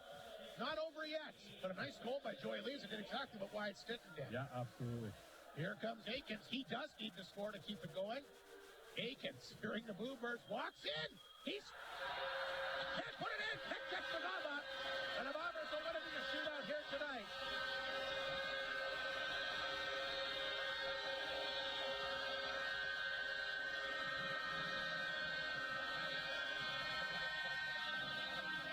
Boy, Peck, when he needed to come up big, he did. But I'll tell you what, the Melfort Mustangs should be very pleased with their efforts in this game. Missing a lot of guys due to injury. Their number one goaltender out. I'll tell you what, Melfort is going to be a good team again. Yeah, absolutely. Great effort by them. It was a good road win by all, or a good road game there by all means. Unfortunately, for them, it went down to a shootout. It went down to a game of skill there, and Wyatt Stinton and Joey Lees both were able to score the exact same way. Boy, the local kids come through here big time tonight. They're wondering where that moose leg is. I don't know if there is. You might have to take up hunting. Yeah. Do you know how many moose legs I've had in my garage over the years? How many? Lots. Oh, do you have any left? I don't have any left, no. They could use one now. I know they could. Anyway, full marks for a big victory here tonight. The Bombers get it done in the shootout. Beck, an amazing save here. And a couple big goals here, courtesy of Wyatt Stinton and Joey Lees. And we talked about that early in the game tonight. You don't want to shoot low on Kabelka. You're not going to score low. You got to go high. And sure enough, they follow through and ends up being the deciding factor in the game here tonight. No, and that's right from the get-go. You could tell that he's very good down low. He's able to swallow up the rebounds. The first shooter of the game there, the penalty shot, or the shootouts there, he tried to go low, made the save, and then back-to-back goals over the glove side. So Peck, nice effort here tonight. Big save with the left arm. I wasn't sure what that initially shot. If I knew it, he hit his arm. I wasn't sure if it went back or not, but it went up over top of the net, actually. Yeah. And a big victory here for the Bombers. Boy, 4-0 to start the young season, and a couple of big victories here against the Hawks last night. Obviously, to knock off the defending league champions, always a special thing. Well, so, I mean, you said they're 4-0 on the season, and they've won three different ways, right? They've blown out a couple teams there in LaRange. They met a better team last night in Nipawin. They were able to make a nice road win, and then they won a gutsy one here, a tight one here in shootout tonight. Well, you talked about it earlier. These are the games that you kind of gauge your team by winning these tight games, right? Yeah, absolutely, yeah. And against teams like this. You know, the next test you're going to look at maybe the Humboldts or whatever else, but it's a big win here tonight for Mike Reagan's squad, and they should definitely be proud of the 2-1 game here. 2-1 in the shootout. Stinton and Lees get the shootout winners here tonight. We'll take a break. Lots to get to. The final scoring summary, all our post-game show awards, and, of course, the Great North post-game report from the Whitney Forum. Bombers 4-0, a dramatic shootout victory tonight here on 102.9 CFAR and FlinFlonOnline.com. RAG 1987 Limited in the paw now have ultra-quiet generators. 9 after this one. Any purpose. The ultra-quiet 1000i is one of the quietest gas-powered generators on the market, delivering 1,000 watts of power. Do you want any promos? The 3000 IES features the Honda Eco throttle system, okay, thank you. offering amazing fuel efficiency efficiency, lasting 7 to 20 hours on a single tank. From recreation to industrial, get your hands on a Canadian-built and tested Honda generator at RAG 1987 Limited in the Fall, your local Honda dealer. Take advantage of Maytag's dependable savings event at Creighton Furniture and Appliance Center on now until October 1st. You can save $100 when you purchase a qualifying laundry pair, save $150 when you purchase 2 qualifying kitchen appliances, or save $300 when you purchase 3 or more qualifying major kitchen appliances. Get hundreds of dollars in savings just by shopping Maytag. Get the appliances you've always wanted with the Maytag dependable savings event ending October 1st at Creighton Furniture and Appliance Center. Bailey Homes has 15 years of experience in the North, specializing in RTM homes and foundations, and are also proud supporters of our community. They are so thankful to Flin Flon and the surrounding areas for supporting them for all these years. They're always willing to chat with a potential customer to help Bailey Homes show what they can do for our community. Visit bailey-homes.ca to find out how they can help you build a home you are looking for.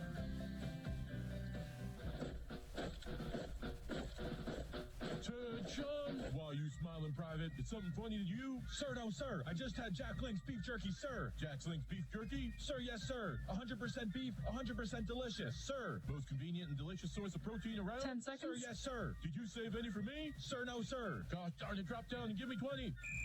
Arctic Beverages, proud supplier of Jack Link's beef jerky. All righty, welcome back to Whitney Forum. A dramatic victory for the Bombers here tonight. 4-0 on the young season. 2-1 shootout victory against the defending league champion Melfort Mustangs. And not a lot of goals to run down tonight. Totally opposite to the last few games we've done, certainly in this building anyway. Yeah. No goals in the opening period tonight. Bo Eisner, the veteran D-man for the Mustangs, would get things on the board. His second from Cox and Ziola. 2:55 in. The only even strength goal in the entire game. The Bombers would come back to tie things up. What a night it was again for Wyatt Stinton.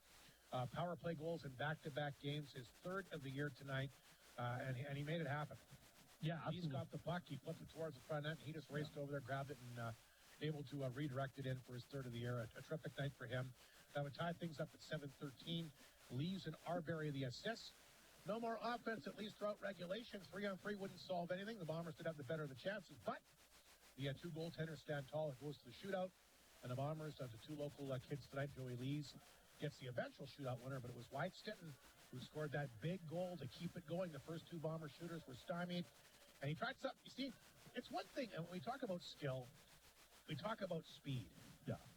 How about intelligence? Yeah. Wyatt Stinton's watching what's going on and realizing, I'm going to shoot the puck low. Yeah. Can't beat this guy low. Yeah. So he takes it, and to Lee's credit, he saw what Stinton did and echoed what he did. But that's the thing that impressed me about Wyatt Stinton, too. Not just the skill that he has, because he's incredibly skilled. Very smart play tonight to realize I got to try something different, and it paid off. Well, Wyatt Stinton's been a student of the game for his whole life, right? Like, I mean, you think about him being a local kid here and being around this team for so long that, you know, the parents billeted Tyler's and his dad's an ex-Bomber and stuff like that. So the kid's been around the rink and he's seeing everything and he's, you know, a student of the game for sure. And so to see how good throughout the game the goaltender was low, and including his goal early on the power play. He went up high. Final shots through overtime tonight were 40-22. Flin Flon, the Mustangs wind up 0 for 3 on the power play. Flin Flon will finish up the night here 1 for 5, but a big dramatic victory. Start the year 4-0. Get a little bit of rest as they get set now for Warman. So, of course, they'll make their only visits to Whitney Forum this year, Friday and Saturday. But Flin Flon still trying to figure things out number-wise. Of course, we got to see what happened to Bruce. Unfortunately, the one bad thing tonight, he goes out with that apparent knee injury when he got kneed just inside the zone. So his debut, we'll have to wait and see what his status is. But, you know, Mike indicated that last night on the pregame. I asked him, or the postgame, I can't remember either or. So you got a lot of guys kicking around here. You're going to make some decisions here. He says, I need him with the injuries that we have, and Bruce could be another one. We'll have to wait and see what happens. Well, you think about it, you got Bruce out, and you have Marsden's is out for a while. Marsden's out for a while, right? And so, you know, you're Emerson Clark. Leibel. Right? No, Leibel was just scraps tonight. Oh, okay. Yeah, just a young guy, first-year guy, right? So, and that's a nice problem to have, not the injuries, but to be able to put guys in and out of the lineup here, to take a look at them, and you got some youth there on the back end that is going to get an opportunity. You look at Pierce Yakimchuk. Pierce in his first year there, he's in and out of the lineup for most of the year, and then down the stretch and into the playoffs, he played a lot of games and a lot of minutes because of the injuries on the back end.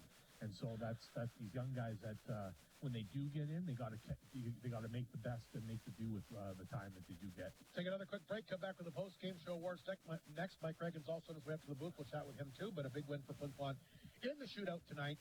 Again, Stinton and Lee's the shootout goal scorers, and the Bombers take this one 2-1 against the defending league champions. We'll be back with the post-game show awards and a wrap-up from the Whitney Forum momentarily here on 102.9 CFAR and FlinFlonOnline.com.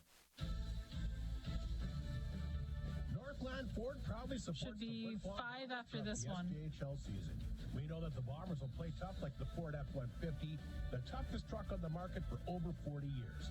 Northland Ford helping the community cheer on the Bombers as they work to bring a championship to the best fans. Play 3 to leave you with 3. You with the best selection on their lot.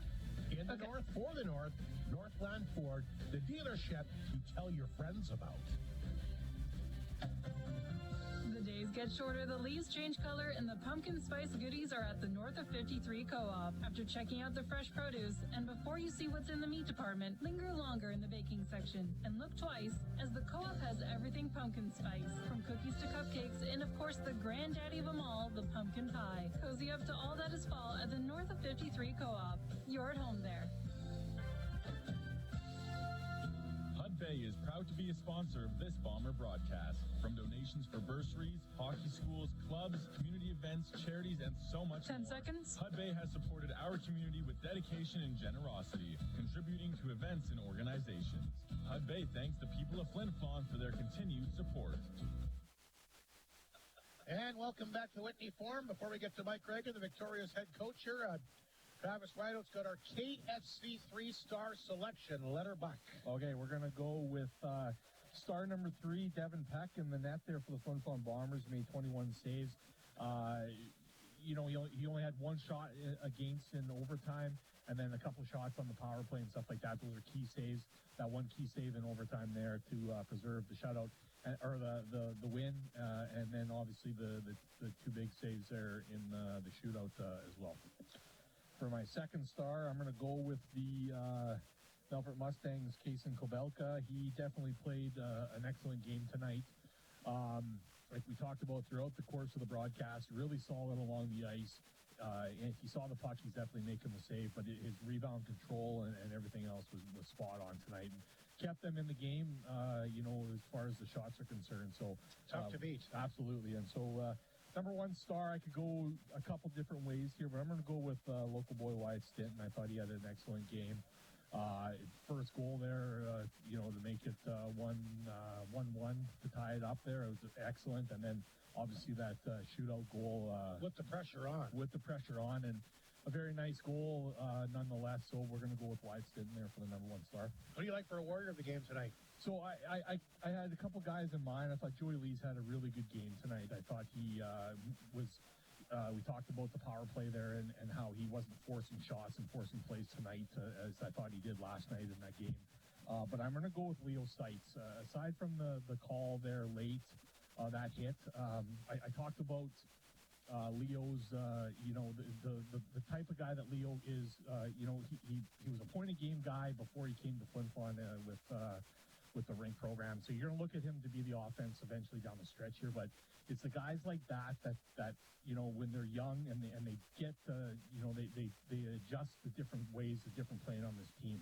Mike Reagan recruits the best players from different programs, and it's the ones that are going to be successful in this program that are able to adjust to the roles that they're given. I look at guys that come to Flin Flon that they're the best players on their team when they came here, and they're not able to be a third, fourth line guy. Leo Seitz was out there tonight. He's blocking shots. He's making hits.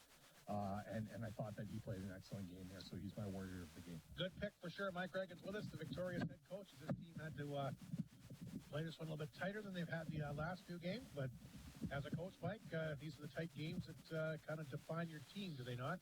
We needed that. That was awesome for our guys. I told them going into the third that we need this, and it's exciting, and be happy that we're in this situation because we haven't been so far in the season. And it's a test. Every game's a test. Every game's a new puzzle that you got to try to solve. And we passed the test tonight, and had some key moments. Xavier puts it over the glass, and we got to kill a penalty. Under 3 minutes left, and obviously, they scored the first shootout goal, and Stinto, I think Trav was bang on. We gave him the star in the room because he kept the shootout going. He scored a big power play goal for us, and then he kept the shootout going. Yeah, Joey got the game winner, which obviously honorable mention for sure. But all three local guys shot in the shootout tonight, which was kind of cool. I don't know when the last time something like that's happened. So proud of those boys. Obviously, Mooks didn't score, but his other two local brothers did, and I'm sure Mooks is going to score a lot of big goals for us too. So it was a great night. Melfort came on. I thought our first period we kind of dictated the play, and then they started to come on in the second, and then the third was, I think, pretty even. But a great game for both clubs. To be honest with you, I think that Melfort probably is happy with coming out of here with 1 point, and both clubs are happy to go up against stiffer competition probably. Well, the Mustangs did a lot tighter checking. I mean, it just was by far the least amount of room you've had, and which is probably one of the reasons why you didn't have as many goals. So they tight checking, they played well. For sure, and their goalie played well, like you guys mentioned. I thought that we probably had a couple opportunities, but in saying that, Peck made that huge glove save there after we scored on the power play. It was shortly after we left a guy alone in the slot, and he made a huge glove save, and I think I mentioned it to you before in our interview about PJ Musico, and he kind of does, he's reminding me more and more of him, which is a real positive thing for the Bombers, and he's been really good for us, and obviously a big part of our success, and getting the win tonight. This is a big one for our club. Stinton, the shootout winner, or gets the goal to keep the shootout going. Noticing not shooting low on this guy. Did something. See, he's sitting there and he's watching. Just a smart player. We talk about skill and speed. He's got both those. Intelligence is something I don't think you can teach. Well, and I just thought that he made such a smart adjustment there. There's a reason why he was drafted in the 5th round. I think it was to Regina Pats. Obviously he's a good player. He's a smart player. He's got a big role on the team this year, and all those young guys that were part of the team last year have been sensational for us so far this year. So it's good to see. I mean, obviously it's a little more special when it's a local boy. It's nice to be able to coach 3 locals on the team. So real proud of those guys. The whole community should be, and this was a good night for Bomber Nation. Got to ask you, Mike, an update on Bruce. You know what? I mean, we don't know exactly what it is, but he seems to be okay, but we sent him to the hospital, and we'll see. I think it's kind of what Mooka went through. We're hoping that it's what Mooka had, because obviously Mooks was a week later and he was okay, but yeah, you hate to see that. I'm thinking, geez, we just got this guy in here, and that happens, and it's like, oh my God, but he had a smile on his face afterwards, so hopefully that's a good sign. Yeah, hopefully he's all right. Made his debut tonight, and I know it's obviously a guy you're looking forward to having here down the stretch here. I thought he played well in the time that he was here. That he wraps up guys pretty good, and he made a couple headsy plays, and just him and Yak together. I love the thought of that duo, just because where are you going to go when you're, especially in the Whitney Forum? I mean, you got those two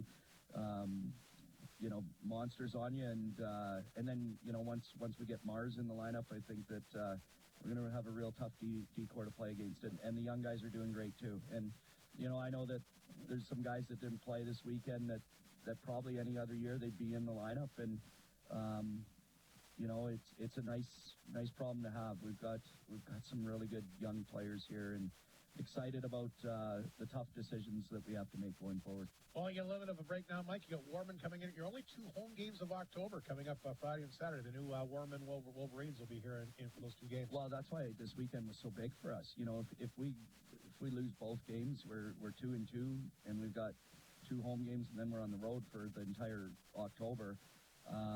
Being able to be 4-0 right now is big for us with 2 more home games, and hopefully we can take advantage of being at home here and take care of business. And then, you know, that gives us a little bit of breathing room and takes a little bit of the pressure off going on the road. But it's always tough to play on the road. Yeah, challenging month coming up, but like you said, a good start, and guys are obviously pretty pumped up and excited, especially to win the game the way that you did tonight. Yeah, for sure. I think that guys are excited. You know, a lot of energy in that room right now. These wins can go a long way for bringing the team together, and hopefully that's the case here. So I'd just like to comment on one other thing. So after the game, I was getting a lot of text messages, and some people were wondering where Mike Slip was tonight, and they commented that Slipper should be careful because he might have lost his job here tonight. There was such good color analysts here tonight. I don't know. Did you hear anything? Mike, I got enough to worry about up here with what I'm dealing with. Just trying to stay on the air for a full 3 hours, as opposed to comments. But I know Travis did a wonderful job. But no, I've got other things on my mind. I'm just kidding. This is a very articulate setup here, as you can tell, and I'm extremely busy. And I'm trying to make sure I'm on top of things. And I know Slipper does a great job for you as well. So, I'm just pulling your leg here. Well, both guys, it's great to have help from anybody, so we appreciate options, right? It's kind of like having Chad and Rob drive the bus. You know, you can have different options. You know, both guys are great. You know, and both just have different ways of getting things done. That's right. Anyway, Mike, congratulations! Big victory here tonight to start the year 4-0. Great, and looking forward to, of course, Warman coming to town, and maybe we'll get to see Tate Timmerman between the pipes in one of those two games. Yeah, maybe we will. I mean, he's a heck of a goaltender, so he's familiar with the North. I'm kind of hoping we don't, to be honest with you. Yeah, he's tough to score on, too. But, yeah, no, we're going to enjoy this here and get back to work on Monday and look forward to next weekend as well. Thanks, Mike. Congratulations, and good luck against Warman this upcoming weekend. Thanks, Robert. We'll take one last break, come back with the McDonald's out-of-town scoreboard, and a wrap-up from the Whitney Forum tonight. Bombers in the shootout. Knock off the Mustangs 2-1. That's the final here on 102.9 CFAR and FlinFlonOnline.com. Great North GM in DePaul is one of the new and used vehicle dealers in northern Manitoba. Equipped with a highly trained and professional sales department, they also have multiple certified trained technicians on site to make sure you get the best service for your car, truck, or SUV at an amazing price. Great North GM. It's always a great day at Great North GM. The time for dilly-dallying is over. I know, right? The pickle menu is on at KFC, but only for a limited time. Stop what you're doing and enjoy KFC before it's too late. But I got to... You gotta try the KFC pickle sandwich with a triple breaded chicken fillet, now with crispy pickle slices, bread and butter pickles, and a sprinkle of dill pickle seasonings. It is over the top and packed with flavor. And only for a limited time. So instead of dilly-dallying... be dill pickling. Ha, I see what you did there. Not that good, but KFC. So good. McDonald's in Flin Flon is excited about the start of another Flin Flon Bomber hockey season, and they're also excited about their new drive-through times. The McDonald's drive-through at the Walmart location is open Monday to Wednesday, 7 a.m. to midnight, Thursday to Saturday, 24 hours, and they're also open 7 a.m. to 6 p.m. on Sunday. Stop by, enjoy all your favorite menu items, including the Big Mac, Quarter Pounder, Chicken McNuggets, McChicken, delicious fries, and all your favorite breakfast items. And don't forget to check out the McDonald's app or come to McDonald's to redeem the back-to-school coupons, all at your local McDonald's restaurant at the Walmart location in Flin Flon. All righty, let's take a look at the McDonald's out-of-town scoreboard before we officially wrap things up here tonight. The Weyburn Red Wings, a 5-4 lead on Estevan, less than 5 minutes. Boy, that's a good start for the Wings. With all the guys that they lost, I never would have thought that. That could be their fourth win of the year here. They've been playing very, very... Tony Nape's a good coach, though. Yeah. And the thing I like about his program, they get better every year. Does a wonderful job. Melville Humboldt 2-2 after 2. Kindersley a 1-0 lead on Warman in the second period of Nipawin. They got a 3-1 lead on LaRange here tonight, trying to bounce back after a tough loss to the Bombers last night. The Hawks lead the Wolves 3-1 in the third. A couple newcomers for Nipawin have got goals here tonight in Nesbitt and Shields. They didn't have a lot of holes to fill with 17 players back, but two of the new guys have scored in that game here tonight. Let's see what's happening in the Manitoba Junior Hockey League as well. Speaking of Tate Timmerman, his former club, the Northern Manitoba Blizzard, in action for the first time this year. As we take a look at the MJHL scores tonight, Verdun has beaten the Winnipeg Monarchs 3-2. Dauphin holds off Nipawa 2-1. The Blues all over the Stampeders 7-3. And Selkirk has beaten the Blizzard 3-1 is the final there. Once again, CFL scores tonight. Winnipeg bounces back big time with a 40-3 win against Hamilton, and Edmonton holds off Saskatchewan, the big upset of the weekend, 27-25. Baseball today, the Blue Jays, it's going to come down to the final. I wonder what the rating is going to be for their tomorrow's game now. Oh, it's going to be packed. With obviously needing to win to clinch first. I guess they could get lucky and the Yankees could lose because they'll still get the tiebreaker. But boy, big audience tomorrow. Blue Jays knocked off Tampa Bay 5-1 today. The Yankees also won. They beat Baltimore 6-1. So they're tied in a dead heat. You play 162 games and it comes right down to the last game of the year. Yeah, isn't that the poetic justice of all that, eh? So do the Blue Jays win tomorrow? I don't know.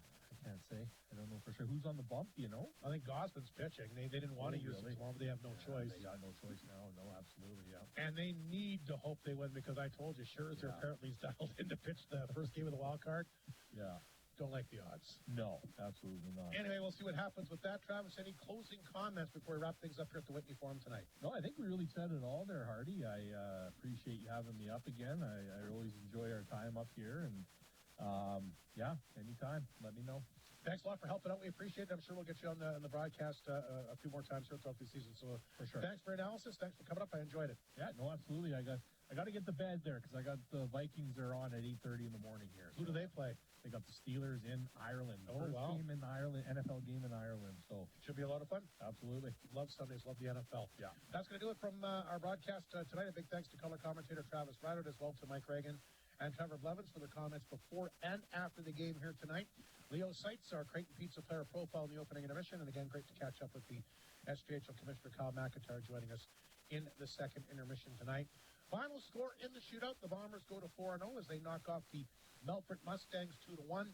Our next broadcast on radio 1 week from tonight as the Bombers get set for the new Warman Wolverines franchise. Of course, the former Notre Dame Hounds, a couple former Bombers will be in town. Yeah. In Boston and Smith. Yeah, and both are having good years there. They'll be here next week. It should be a lot of fun. They'll be here for games Friday, Saturday. Saturday's game broadcast here on 102.9 CFER and FlinFlonOnline.com.